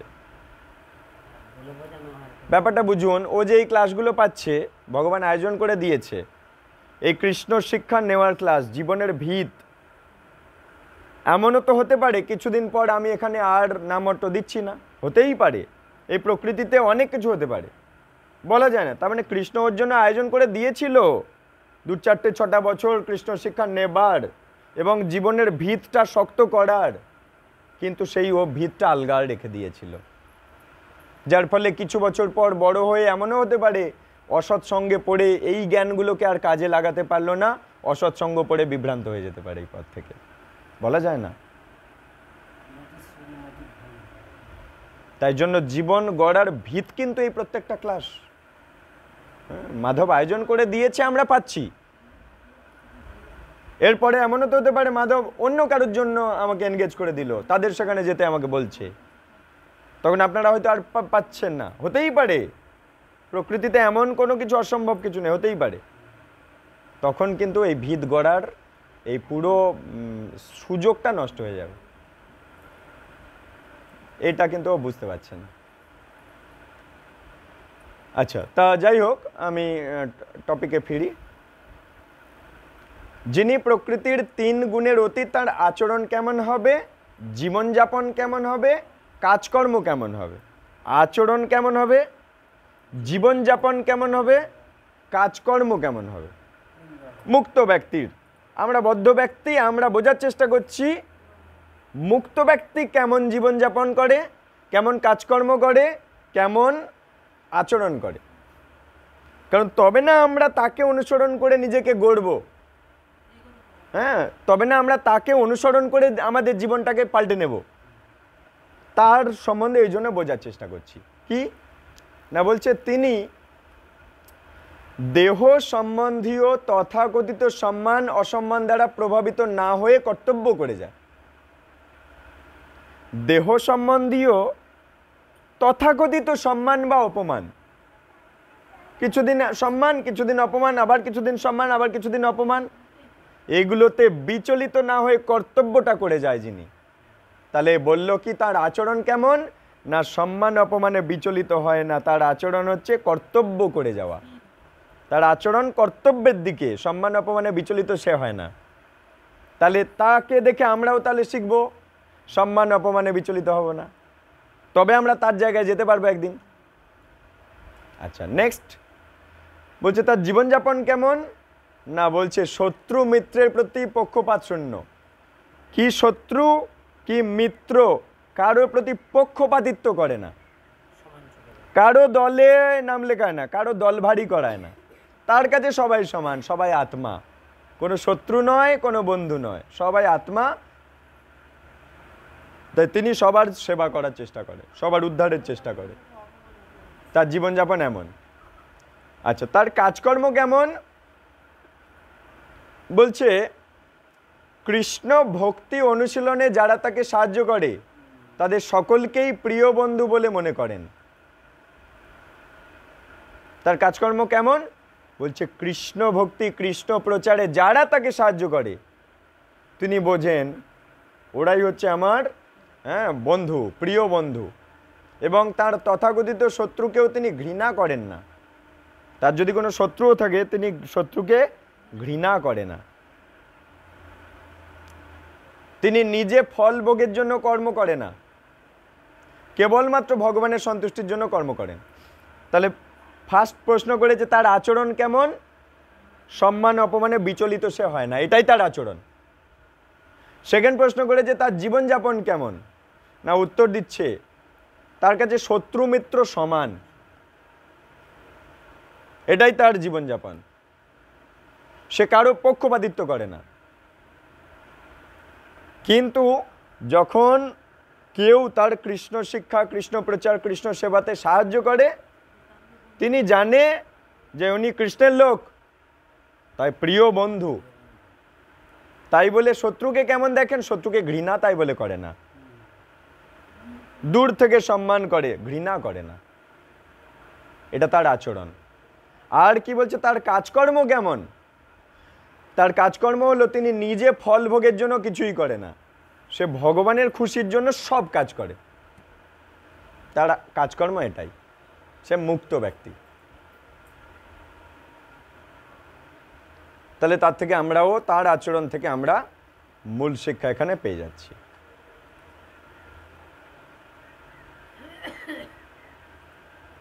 আচ্ছা, লাস্ট প্রশ্ন আজকের ক্লাসের, কিভাবে প্রকৃতির এই তিনটে গুণ থেকে মুক্ত হয়ে তিনটে গুণের বাইরে আমরা যেতে পারবো? না, বলছে ঐকান্তিক ভক্তি সহকারে ভগবানের সেবা করলে প্রকৃতির সমস্ত গুণ অতিক্রম করে ব্রহ্মভূত স্তরে উন্নীত হওয়া যায়। ভগবানের সেবা, মামে বজে প্রপদ্যন্তে মায়া মেতাং তরন্তিতে, আমার যে চরণে শরণাগত হয়, আশ্রয় নেয়, সে মায়া মেতাং তরন্তিতে, আমার এই মায়া অতিক্রম করতে পারে। এটা তাই। তাহলে কি শততম রজ তিনটে গুণ থেকে আমরা বেরোবো কি করে? ঐকান্তিকভাবে ভগবানের সেবা। তাই জন্য আমি অনুরোধ করব আপনারা ধীরে ধীরে ধীরে ধীরে সদ্গুরু চরণ পাবার জন্য ওই ফাইলটা ভালো করে পড়ুন, নিজেকে ট্রেনিং দিন, নিজেকে যোগ্য বানানোর চেষ্টা করুন। এই প্রভুর কাছে আসুন, মাতাজিদের কাছে আসুন, এসে ওই ফাইল থেকে বারবার বারবার মন্ত্রগুলো, সন্ধ্যা আরতিটা করার চেষ্টা করুন। সন্ধ্যা আরতির বাড়িতে পঞ্চপ্রদীপ কিনুন, জলশঙ্খ কিনুন, রুমাল, চামর, ময়ূর পাখা এগুলো কিনুন। যেমনভাবে সন্ধ্যা আরতি করা উচিত তেমনভাবে সন্ধ্যা আরতি করুন, তুলসী আরতি করুন, প্রদক্ষিণ করুন, ভোরবেলা ওঠার চেষ্টা করুন, প্রসাদ ভোজি হওয়ার জন্য এগোন ধীরে ধীরে। আজে বাজে খাবার যদি থাকে সেগুলো ছেড়ে দেন। এভাবে ধীরে ধীরে নিজেকে তৈরি করুন। আমি মূল পুষ্টি দিয়ে দিচ্ছি প্রতি সপ্তাহে এসে। ভক্তি জীবনে এগোনোর জন্য যে কমপ্ল্যান দরকার সেই কমপ্ল্যানটা আমি দিয়ে দিচ্ছি প্রতি সপ্তাহে এসে। আর নিজের প্র্যাকটিক্যালি যে আচরণগুলো, যে যে চেঞ্জগুলো নিজের জীবনে করতে হবে সেই চেঞ্জগুলো নিজেই নিজের চেষ্টা করুন কি করে চেঞ্জ করব নিজের জীবনটা। নিজের জীবনটা ঠিক এরা যেমনভাবে নিজের জীবন চেঞ্জ করে নিয়েছে, কিছু বছর আগে তো এদের জীবন অন্য ছিল, আজ অন্য। একইভাবে নিজের জীবনটা একটু একটু একটু একটু করে চেঞ্জ করে নিন। যে যত তাড়াতাড়ি চেঞ্জ করতে পারবে সে তত তাড়াতাড়ি সদ্গুরু চরণ পাবে। 20টা প্রশ্ন পড়ুন, ওই ফাইলটা থেকে বারবার মুখস্থ করার চেষ্টা করুন। যে পড়াশোনা জানে না সে যে জানে তার কাছে বারবার আসুন। জুতো ক্ষয়ে যাক জুতো, বারবার প্রভুর কাছে এসে বলুন আমায় বল তুই, আমি শুনে শুনে মুখস্থ করব। তাই নিজের ইচ্ছা থাকলে আমরা তাড়াতাড়ি এগিয়ে যেতে পারবো। তো কিছু ভুল ত্রুটি, কিছু অপরাধ যদি আজকের ক্লাসে আমি করে থাকি, নিজের কোন সম্বন্ধ জ্ঞানে আমাকে ক্ষমা করে দেবেন আপনারা। বাঞ্ছা কল্পতরুভ্যশ্চ কৃপা সিন্ধুভ্যেব চ পতিতানাং পাবনেভ্যো বৈষ্ণবেভ্যো নমো নমঃ। অনন্ত কোটি ভক্তবৃন্দের জয় হোক, শ্রবণকারী ভক্তবৃন্দের জয় হোক, সমবেত ভক্তমণ্ডলীর জয় হোক, গুরু গৌরাঙ্গ শ্রীল প্রভুপাদ সন্তুষ্ট হোক। হরি ওম তৎসৎ, হরি ওম তৎসৎ, হরি ওম তৎসৎ।